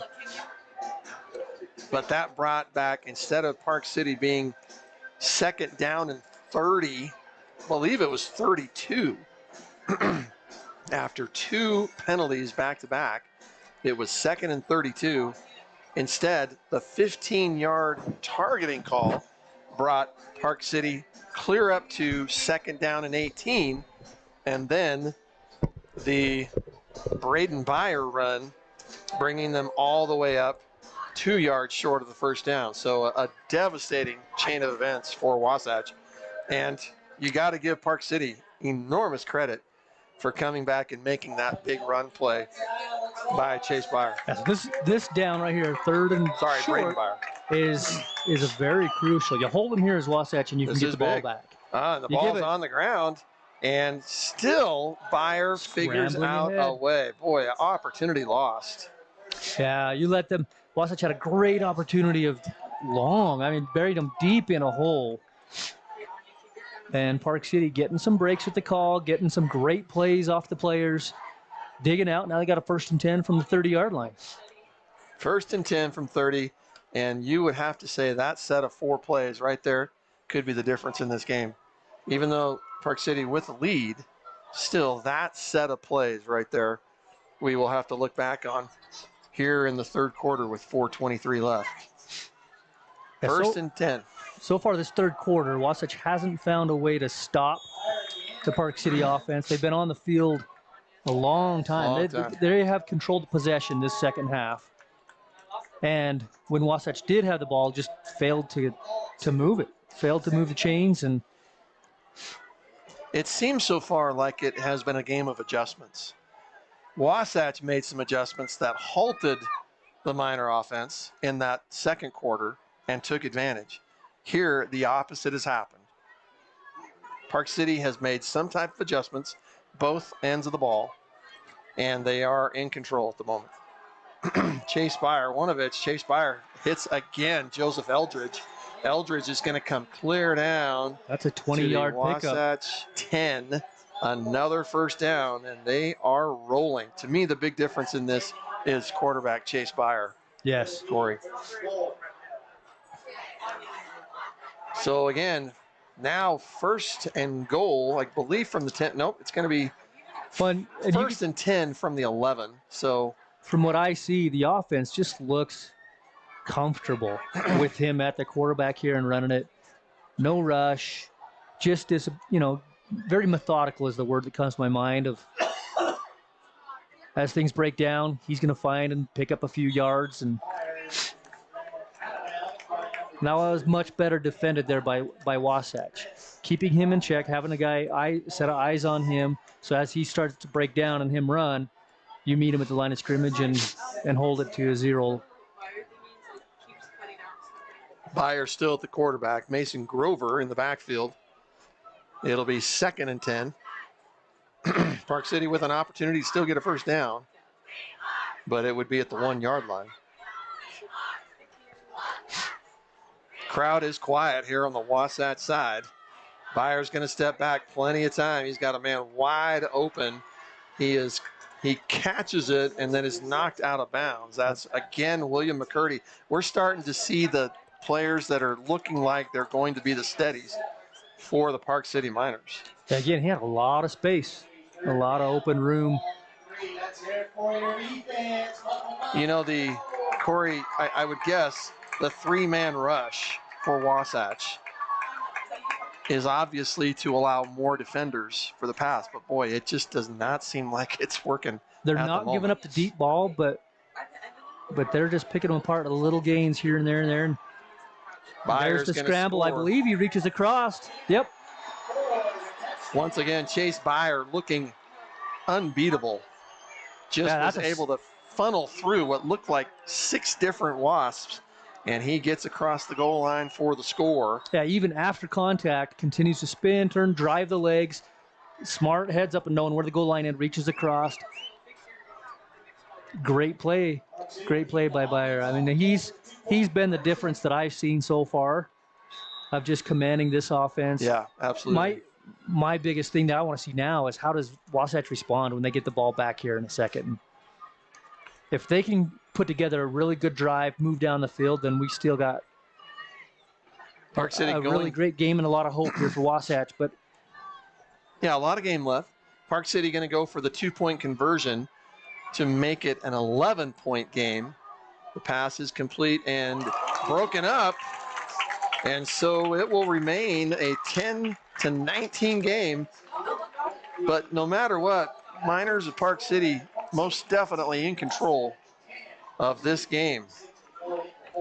So with 2:46 left here in the third quarter in Heber City at Wright Tree Stadium, the Park City Miners 19, Wasatch Wasp 10. Yeah, it's big. Keep it at a 2-possession game.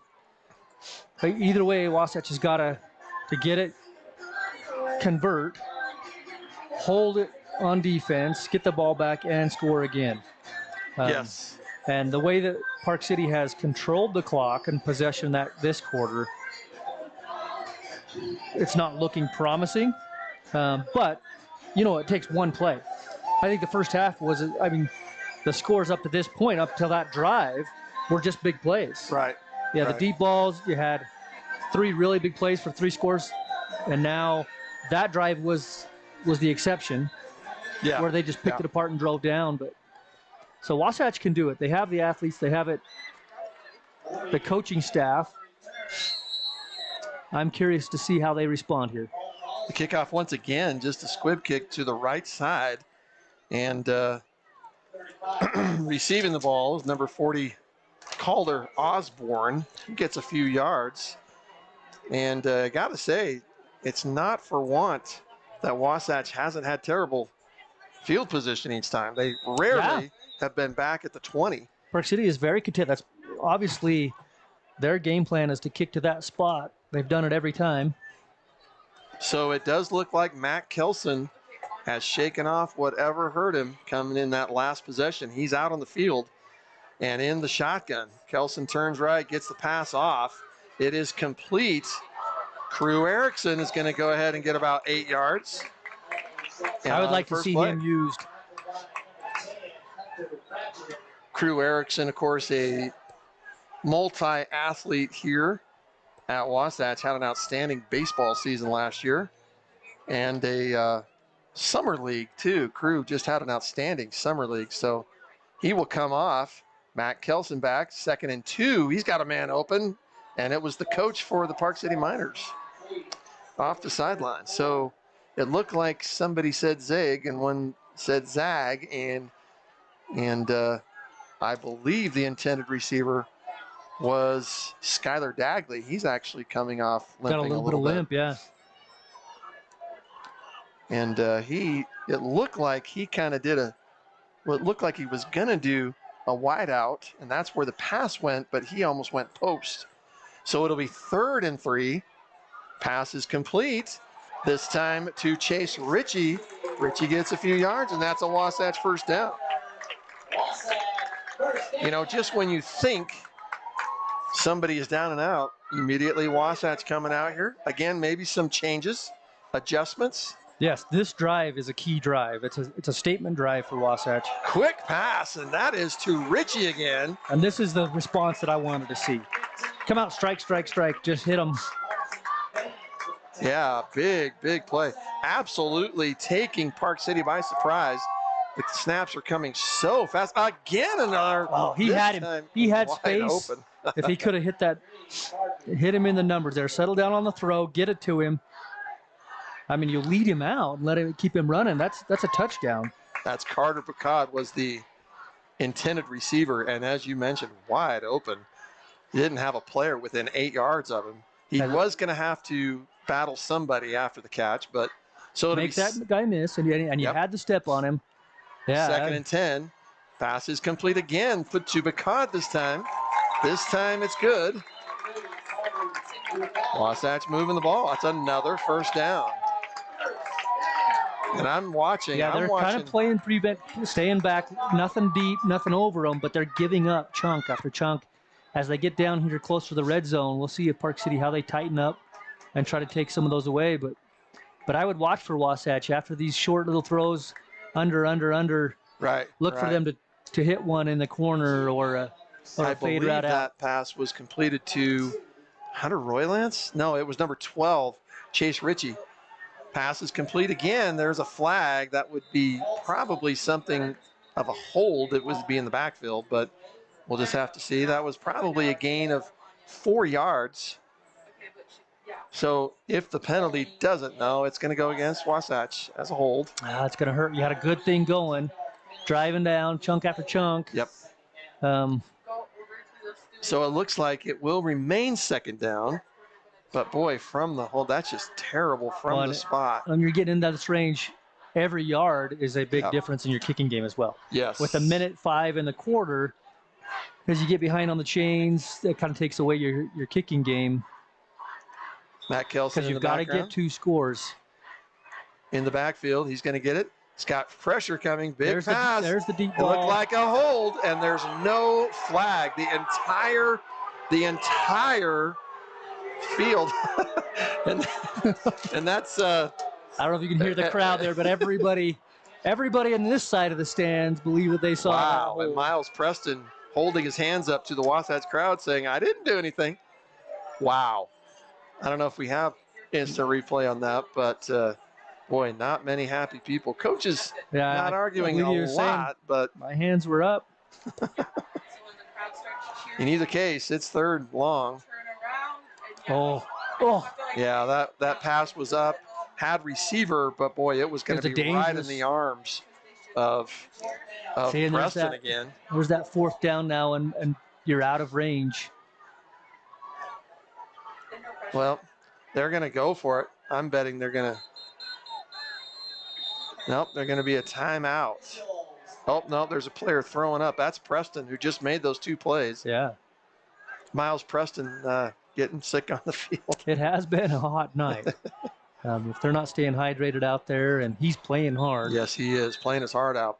He's throwing up on the sideline, and that is tough. That is hard. Yep. So it'll be 4th down. Wasatch going to run it here. There's pressure. And he is sacked. So untouched, 56, just running right around the corner. Jack Ronan. That's a senior, another clear senior. path right at the blind side of the quarterback. Yep. Yeah, so tough set of plays there. Wasatch looked like they were rolling.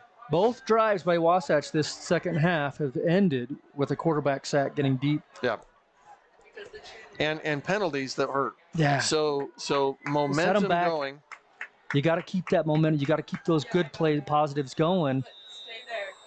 And it's going to happen. They've proven that they can do it. They're comfortable. They can make those plays. You just got to get the consistency, eliminate those mistakes that are going to put you back. So it'll be 1st and 10 for the Miners. Beyer gets a lateral off, and that is to, I believe, that's once again McCurdy. Oh, and he is gone. There's a couple flags, 3 flags now in the middle, right out on the 50-yard line. That is a massive run. As he cut back, there might be an illegal block or something there. Flags. Yeah, you're right. I agree with you. There's probably some type of illegal block. A lot of times when you change direction like that, you'll get because everybody's flipping, right? Yeah, now you're blocking the other direction. But what a run by McCurdy. Yeah, so until we see the flag, let's compliment the run, and that was a big play, well set up by Park City. Beyer looking one way and then finding out of the backfield McCurdy. Wow, they're doing a helmet to helmet. That's not only going to bring it back. And what's sad is I don't think he needed it. Yeah. I don't think he needed any blocks. No. He had everyone on the field beat with his foot speed. But I know it's tempting. You want to lay a hit.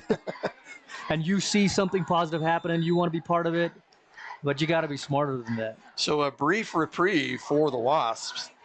But Park City still looking like they're feeling in charge. So that will repeat the first down. And it is 1st and 12. And the handoff will go this time. And there's a great stop. A couple of the players are calling for the ball like it popped out. I haven't seen. No, the official is pointing to the ground. He was down before it came out. So Park City will retain possession. 2nd and about 12 still.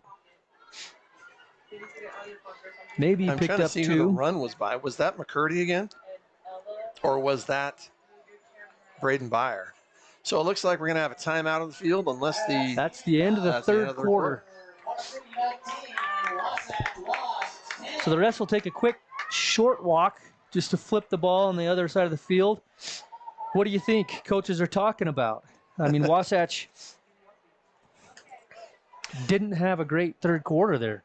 Well, and it's like they had a run, but lost it. It's like they had 2 different times where it sort of looked like it might happen. They had good plays. But overall, you're right. But the net positive minus is... I think, so you're asking that question. I would think the coaches right now are saying, guys, we're still in this game. You know, a couple scores, couple stops, couple scores, and it's we know we can do it. We showed we can do it. So, you know, offensively, but at the moment, it's not their offense. It is stopping Chase Beyer. So we'll see how much clock can Park City own this fourth quarter. If the Wasatch defense can get their offense on the field, then by all means they've got a chance, and a very good chance, I would say. But the way you're right, the way Park City But if controlled Park the City clock. can stay on the field, if their offense Yep. keeps control of the clock, then every minute is going to hurt you and is going against you. So the start of the fourth quarter here. Score still 19-10. Yeah, pretty quiet crowd the second half. Park City stands are feel pretty good over there across the really field. good turnout. Good showing. And for school not having started yet, a pretty good turnout for Wasatch. There's going to be a run, and once again, getting through. And that is... about 6-yard gain. And that's, again, Braden Byer. Again, you're looking at players who started the game for Park City and who now are controlling it. You're kind of seeing what just might be the case. There was about a 7-yard gain on that. It'll be 3rd and 3. This is actually a big third down play for Wasatch. Yeah, you hold them here and you get that. Byer hands it off once again to Braden Byer. Byer just plows through. Yeah, and he ran 10 yards without getting touched. Yep. Yeah, not even touched. And then a little tripped up. Hard to see who or what he got tripped up on, but that's... And Byer is down. I hate to see that. Slow to get up. Byer down quickly, and looks like it's probably just a cramp. So somebody looks like they're trying to stretch it out. So, but defensively, Wasatch, you got to tighten up. You got to know those situations, 3rd and short. Yep. You hold them here, and you're going to get the ball back. That's what you want. Yeah. You got them in a position where you want, but early on in this game, it did look like that offensive line of Park City was very strong. And I would just have to say at this point, they look bigger, and they just look like they're in control. So we thank you for joining us here on Sting TV. It's a beautiful night for football, opening the high school season. And what better way than having the rivalry, Park City Miners and Wasatch Wasps. As we'd mentioned earlier, 100 years this rivalry's been going. And and it's been a great game, but right now the Miners are in control. So it'll be 1st and 10. They are in Wasatch territory. Chase Byer still at the quarterback. He's going to give the ball again to McCurdy. McCurdy again gets his 4 or 5 yards. Yeah, I would anticipate a lot of this game from Park City. Yep. Just short little handoffs. Use the clock. Use the clock. Each possession. And the Wasatch defense definitely at the moment looking a little off balance, a little unable. That 3-man rush, as I don't know if it's produced more than 1 sack. And so there's Byer, hands it off again to McCurdy. And as you said, Corey, there's going to be a little bit of a tussle that's going to result in a flag. And we'll see who they actually give that to. Yeah, neither team wants any kind of penalty going in late here in the fourth, especially an emotional penalty. Right. Looks like don't let the game be decided by something dumb getting into your head. But looks like Park City backing up a little bit. So personal foul. Oh, they're giving it to Wasatch. Oh, yeah. I think Park City and Wasatch both looking surprised by that. Yeah. Park City was backing up. That's a big penalty. Oh, wow. Again, automatic 1st down. Another thing that Wasatch you're not helping yourself out with these penalties. Wow. You're struggling stopping the Park City offense here in the second half. You don't need to give them help. No. So Park City now 1st and 10 from the Wasatch 25. So there's the handoff once again to McCurdy. He's getting his few yards. 2nd down. It looks like they'll give him a couple of yards. And so it'll be 2nd and about 8 as the clock ticks off.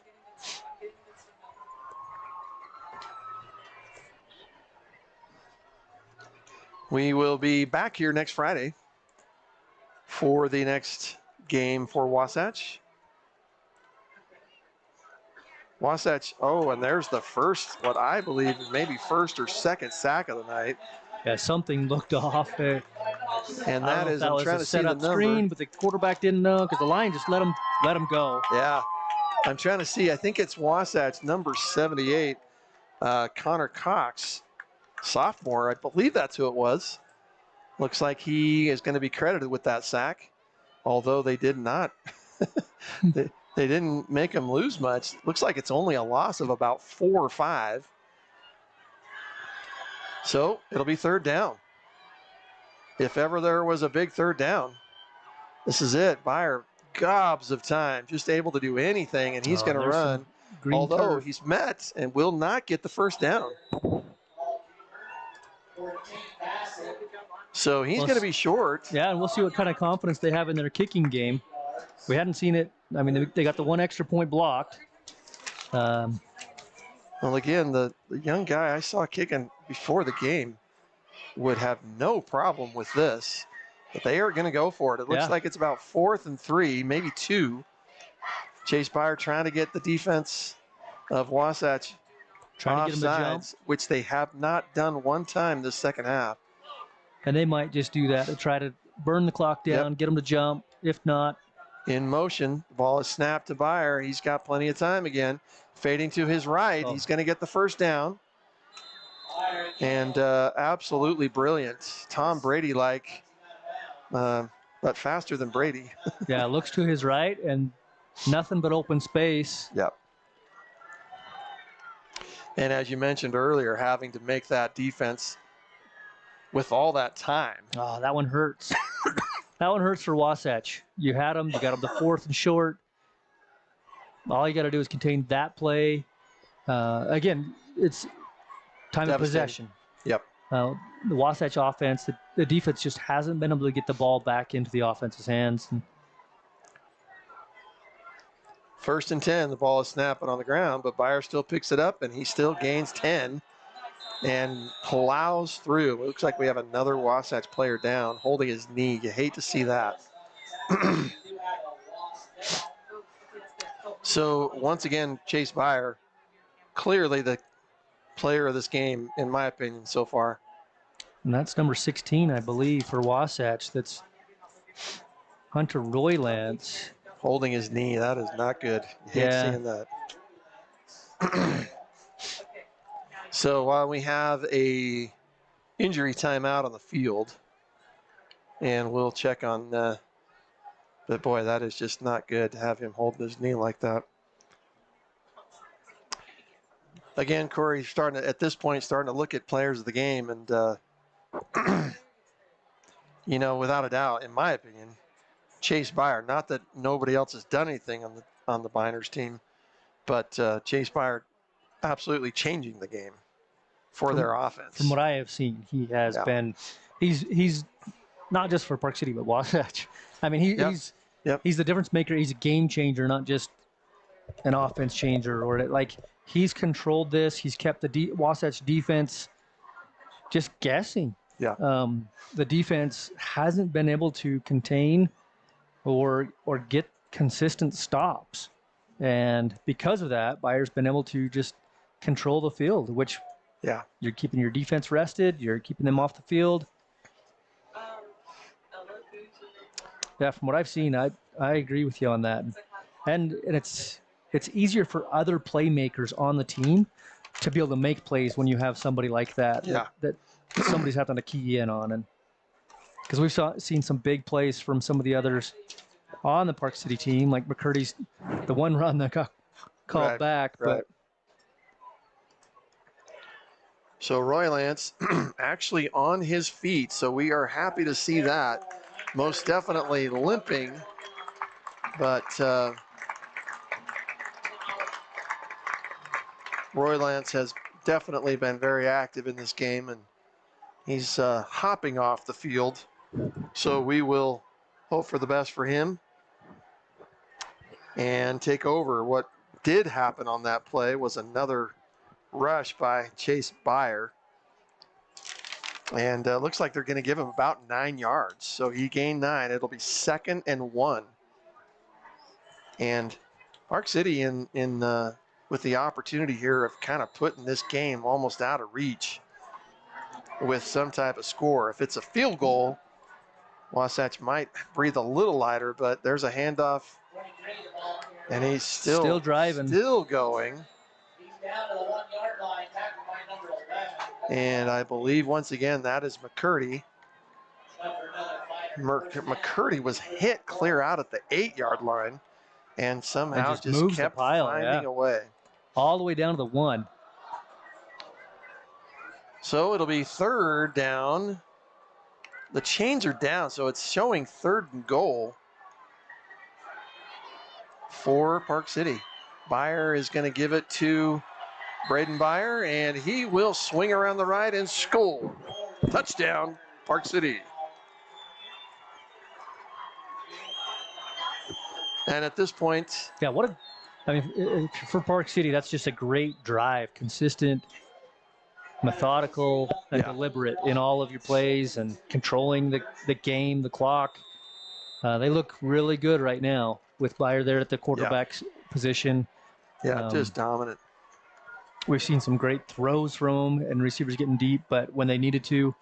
But for the most part, these last couple of drives just 2-point conversion is incomplete. so. But Special teams would be my suggestion. We would work on your extra points, 2-point conversions. If you were to critique anything on there. Well, and again, you wonder about that. I'm just so curious. We're going to be able to get a chance to talk with Coach Montzingo after the game here, and to be able to see. Now, we can't just think it's over. There's a lot of time. We've seen crazier things right here in this booth of a team coming back from more than 15 points. And especially at this age, any age, it takes one play.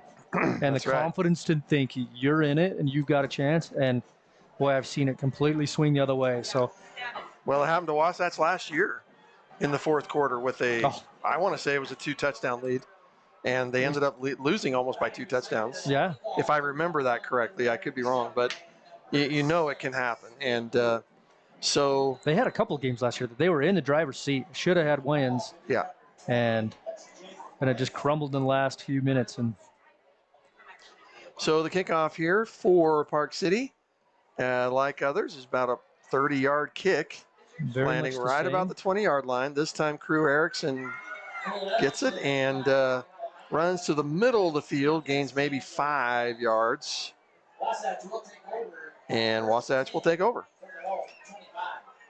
I don't know if Wasatch more than 1 or 2 times has been at all at the 20 or beyond on a first possession. Yeah. They've always been out just a little bit. So, and Park City just confident with that. They seem to make that kick wanting to, get a tackle, maybe cause a fumble, maybe the little squib kick causing trouble for somebody to even drop the kick. And in a way, putting it there on the sideline kind of shrinks the field a little bit. You've got, either straight up the field or to the right. So containment is. Oh, and there's a pass right in the hands. I believe that's Chase Ritchie. Ritchie just through his hands. Really angry at himself. And all alone in the middle of the field. Oh, yeah, there would have been another 20-yard gain at least. Yeah, I mean, you've got the first down if you just catch it, and then yards after catch. Just what you were saying, you need a big play just like that to get you out of the doldrums a little bit. That could have been huge right there. And instead, it just makes it a little harder. So there's the pass completion again. I got to tell you who I haven't seen out on the field, Corey, is Chris Cook in a little while. So that pass was completed to Tavian Edwards. But I have not seen Chris Cook in a couple of possessions. So we'll have to get a chance there. We got another player, looks like with another cramp. Trying to stretch him out. But yeah, we haven't seen Chris. And I don't know if that's just the nature of the game. You're trying to throw more because you're behind up on the scoreboard, so you're trying to move it. But story on him that we were talking about is he was nursing a hamstring injury. Or his injury, right. And had played But he can be such a weapon, Yes. and just having him in there commands attention. Yeah. Right? You gotta play for him when he's on the field, and you wonder if maybe it is something with the hamstring or with the score the way it is, maybe holding him out, or I'm not sure. So again, just another Park City Miner down with some cramps, and they're just taking a minute to do that. So all the players getting a break for a minute. 7:48 left in this game. 25-10. It's still a 2 possession. Still, even with Park City scoring that, it's still a 2 point or 2 possession score with a couple of 2 point conversions. Touchdown. But and that's a lot of time. And again, with that play that was through Chase Ritchie's hand, you know they can score big yards at a time. I would think Wasatch has done that more than Park City, really. Park City's just done the little yardage and devastating yardage at a time and controlled. But so who do you think this stoppage in play helps the most? you know, that's a really good question. I would think. I'm trying to go through it in my mind. I'm like, I can see it both ways in this case. I mean, the Park City defense hasn't been on the field much this second half. It's not like they need rested.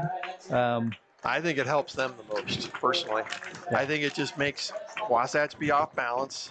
Now we got to get reorganized again. We got to get going. I don't know. That's just the first thing. And it's just the psychological side of it too. It's more time that you're up on the scoreboard when players are looking up there and it's still down, still down, even though no play's happening. Right.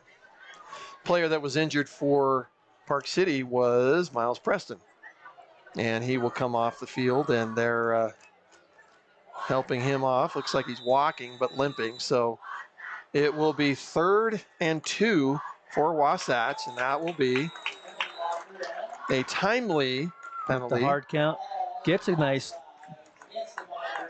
That's actually the first penalty they've had in a couple of in a quarter or so, it seems like. So that'll be Wasatch a first down. First down. So here we go. 1st and 10, a little life for Wasatch at their own 38-37. Kelson gets the ball over to, and there he is, Chris Cook, who we thought in a fantastic tackle. Well covered, there by 27. That's Mason Christensen. Just shucked the blocker out of the way and closed out. Chris Cook would have had a little space. Yeah, and he's a dangerous player. You get him out there in that space. Yeah, if he had just shaken it off, there would have been 10 or 15 yards minimum. He could go, yeah. Kelson's getting chased to his right. He's going to get the pass off, but it's going to fall a little short. Intended receiver. Yeah, he doesn't look comfortable when he's leaving the pocket. Not as much now as earlier, I got to say. I didn't get to see him early on, but he's still limping too. And maybe it's that ankle or whatever's keeping him, but yeah. 3rd down and about 7. Wasatch desperately needing another first down here. Pass is complete. About a yard shy of the first down with that. So it'll be 4th and 1. It looks like that completion to number 23, Tavian Edwards. And here we go, a big 4th down for Wasatch, trying to draw the defense off. They're going to take their time, use the clock a little bit. And so here we go. Matt Kelson, big 4th down play. The pass is complete, but that's going to come up for a loss. Going to end up being a loss. And there is a flag far, which is really interesting. I almost wondered if he had his helmet grabbed, like with the face mask. But why would the umpire clear over the other side? I mean, it looked like his knee was down when he caught the ball. Sideline encroachment is what I'm seeing. Sideline encroachment? So typically that's a warning your first time. The Miners, that's a warning. Ball is incomplete. Miners will take over. Oh, so it's only a warning. Your first time is a warning, yes. So Miners will take over on downs. And I thought that ball was complete for a loss. But they're actually marking it like it was an incomplete pass. That's interesting. They did move it up or back because now it's on the 45, so which actually helps the Miners, gives them a couple more yards to take over the ball. But again, that's another 4th down in 3 possessions that you're ending up with a sack, and then a pass for a loss. Yeah. So the Miners take over. 6 minutes and 31 seconds left. You almost would have to think that's a dagger. But in either case, Park City will take over. Chase Byer continuing at the quarterback spot. He's going to give it to Mason Grover. Grover is definitely going to gain what looks like another 6 or 7 yards. I think it's obvious. You got to play them for the run. Yep. That's what they're going to do. That's all they've done as soon as they got up. But you can't give up 7 yards a run. Right. Especially when you know what they're going to be doing. So Wasatch staring down a difficult first outing here. First half leading into the halftime. But since then, it has been all Park City. Another handoff to Mason Grover. Again, Grover, that story, happy to see him back. There's another cramp, that looks like, for a Park City Miner. Grover, with that devastating injury last year, missing the entire season here as a senior. Happy to see him out on the field, be able to play, and here in the second half has supplied the Miners with some timely runs. So looking down the road just a little bit here for both teams. Next week, the Park City Miners will be on the road. No, they will have a home game, another non-region with the Wasatch region foe, Maple Mountain. And that will be their first home game of the season. And then that will be followed by another preseason non-region game, another home game against Green Canyon from Logan. And then on Friday, September 2nd, will be the first region game for the Park City Miners. They will play East at East High School in Salt Lake. And I'm looking at the Wasatch schedule now, and it does not get easier from here. No, not that this is easy by any means, as we can see. They have a really tough schedule this year. They do. This region is tough. Everyone's going to be tough in that, and they don't have a lot of home games. Well, they got to play 6A teams now for 2 weeks. Yeah. They do have a home game against, who was it, Mountain View and, or is it, I know they play Skyview next week. Skyview next week, okay. Here's the run play again by Grover. He's going to get 4 yards, maybe 5. And so Wasatch, barring any big plays, which still could happen, they will look at their next week home game, another home game against Skyview, as you mentioned, and then they play Mountain Ridge, a 6A team, and Pleasant Grove in back-to-back road games. Mountain Ridge, I believe, is the one last year that we were up 2 touchdowns, lost by 2 touchdowns. They threw the bounce pass off the ground. Oh, yeah. I remember that. Absolutely brilliant play, yeah. Incredible. So you're like you say, Skyview, even though they're a 4A team in Logan, they're always one of the top 4A teams, it seems like. And so they will have that home game next week. The Wasatch will have an early homecoming this year.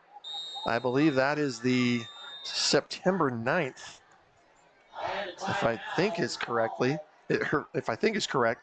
Yes. Friday, September 9th will be homecoming here at Wasatch against region foe Salem Hills.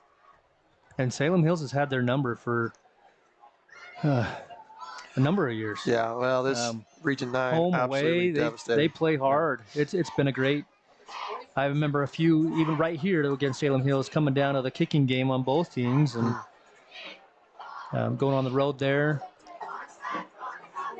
So, yeah, they've got their work cut out for sure.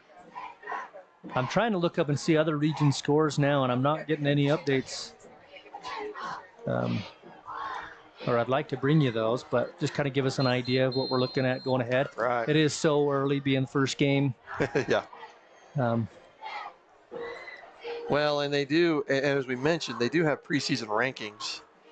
As we were talking about earlier, the preseason rankings, Wasatch getting some love. They were shown 14th in the state, and I believe 7th in the 5A.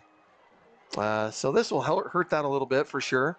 Park City actually 17th in the state, and then they're tough for Region 6.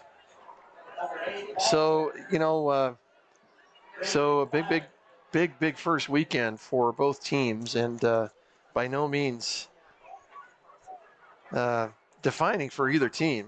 They still have to, both of them, battle through tough things, and so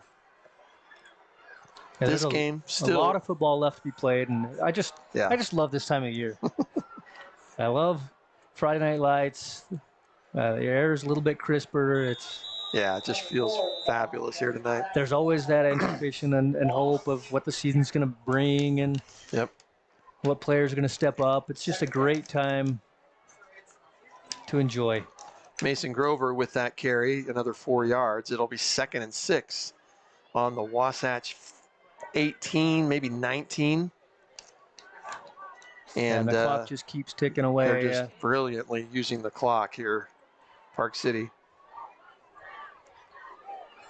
So once again, with the things coming up, we will be Sting TV covering all the games. The next one will be next Friday night. Chase Byer hits it. He's going to option play, keep it himself. Boy, I don't know if I've seen more than 1 or 2 option plays. That could be devastating for this team. Yeah, and the option was there as well, if he wanted to pitch it.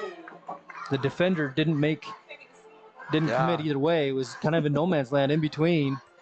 Byer had the option to keep, as he did, or pitch and probably pick up the same. So it'll be 3rd down and about 2. Park City just absolutely brilliantly managing this team. That'll be a 1st down for Grover. Yeah, again, unable having to a hard time bringing him down. Get that 1st down conversion and keep the clock running. And another 1st down. And Park City just absolutely controlling. Yeah, shutting out Wasatch this second half. Those halftime adjustments from Park City have looked very good for them. Both teams far fewer penalties. And so it'll be 1st and goal from the 5-yard line of Wasatch. Park City threatening once again. Chase Byer still back in motion. The ball will go to Grover. Grover tugs and struggles all the way to the 2-yard line. Maybe the 1st-yard line, actually. And 1 minute, 30 seconds remaining in this game. And Park City just letting it run off. So again, talking about things, Corey, players, we're just going to go ahead and start right now with players of the game for both sides. Handoff to Grover, I believe, again.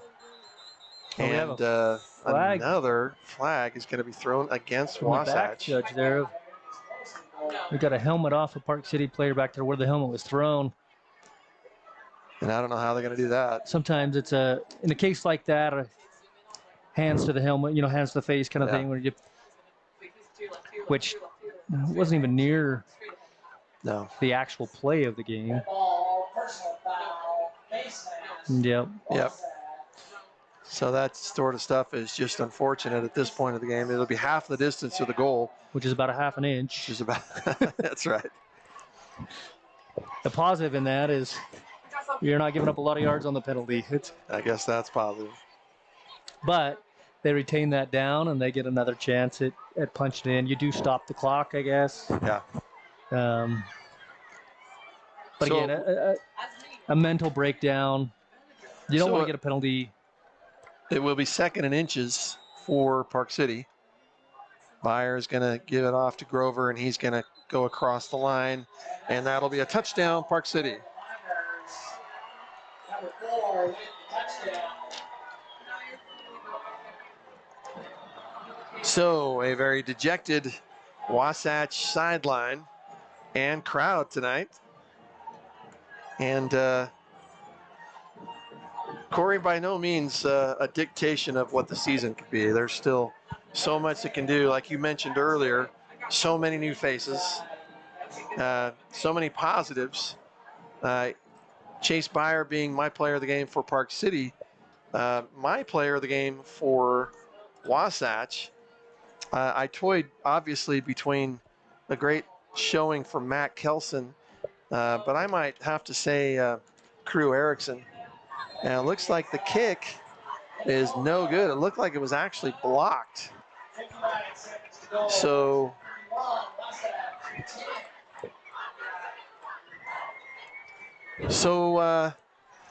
but I believe those are going to be my players. I'm gonna go Crew Roland. I felt like he did things kind of in multiple places. I think he had a even a kickoff return that did pretty good, and then multiple catches. With teams keying on him. I mean, with players keying on him in the defense. So I'm not sure I'm ready to give it to Mac yet, although I felt very impressed with his first showing, especially after that first series when he got leveled on his first play. he got sandwiched and brought down. But boy, he didn't flinch, and did pretty good. So we'll compliment him. And those are my choices. It's hard to argue not going with your Park City pick. Yeah, sorry. Although a lot of really good things. McCurdy, geez. Yeah. There's other guys stepping up. It's hard for me to say on Wasatch because I haven't seen the offense do. I missed the first half, and I haven't seen them do anything in the second half. Right. I mean, I've heard Crew.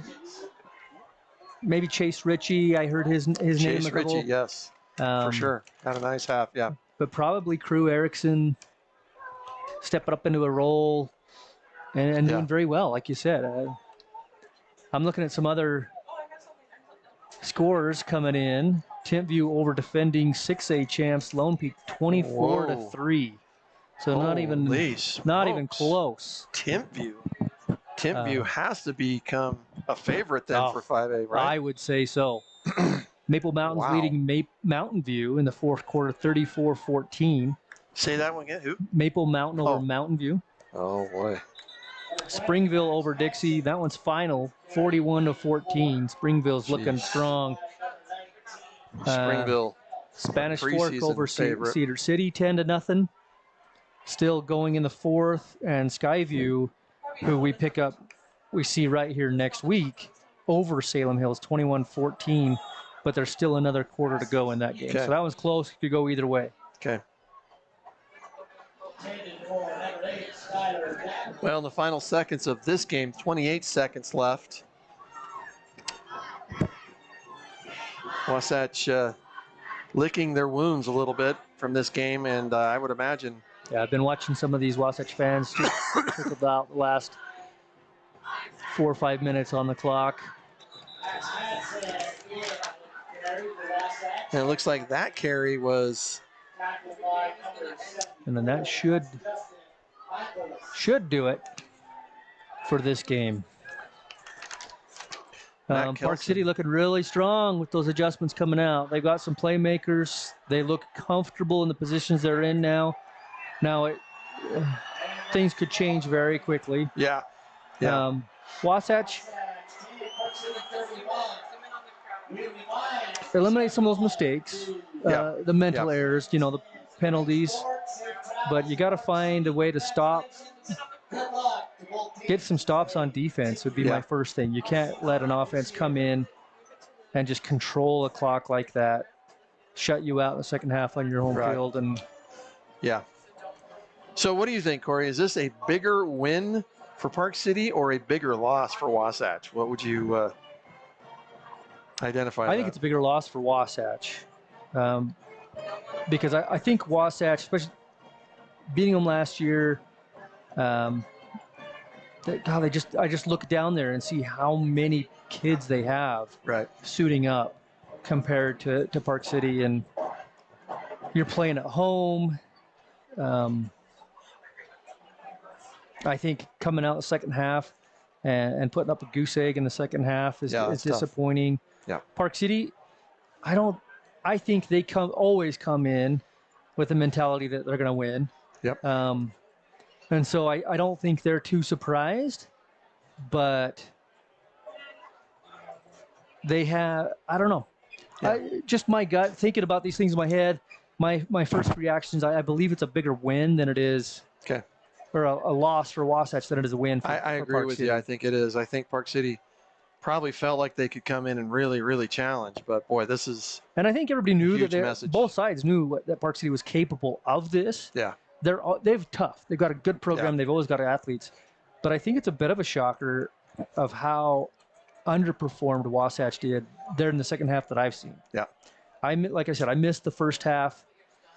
And they showed brilliant. They showed some really, really good signs in the first half. So I heard plays, and I was anxious to get down and get to see a little bit of football. And I got to say, I'm disappointed sitting down and seeing that second half coming out.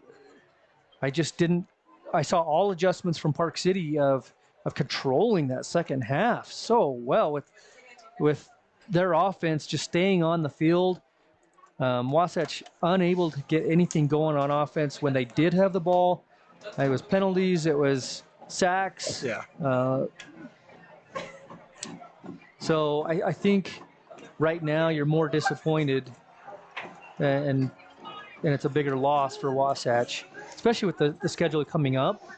I mean, you got Skyview coming in, who obviously can play. They got a great program up there. They will be traveling down from the Cache Valley. So they got a little commute. No, for sure. What better way to be able to do that before the big 6 days for Wasatch? So So you hope to get it together, fix your mistakes, make your corrections. You're home again. You should be comfortable. We'll see. We'll see how they show up and what kind of adjustments they make from this week to next week. Well, okay, so thanks for joining us here on Sting TV. Final score, once again, Park City 31, Wasatch 10. A huge first game of the season for the Miners and a big learning experience for the Wasatch Wasps. We thank you for joining us here on Sting TV. For Corey Lang and for Tylee and all of us out here, thank you for joining us, and we will be next week right here on Sting TV. We'll work on our own kinks. We'll iron some things out. Have it rolling from the kickoff, but we look forward to having you join us again. We love doing this for you, and it's a great experience for all of us. Once again, we'd love to hear from you. We have on the social media and the website, we would love to hear your comments and things that we can improve on. As we mentioned, we know we had some technical difficulties early, and we're able to get over those. And we also plan on having a better production as Corey's students show up. So I'll actually have them for a couple days before we can. All right. Well, thank you once again. We will see you next time right here in Wasatch High School in Heber City, Utah. Thanks for joining us on Sting TV.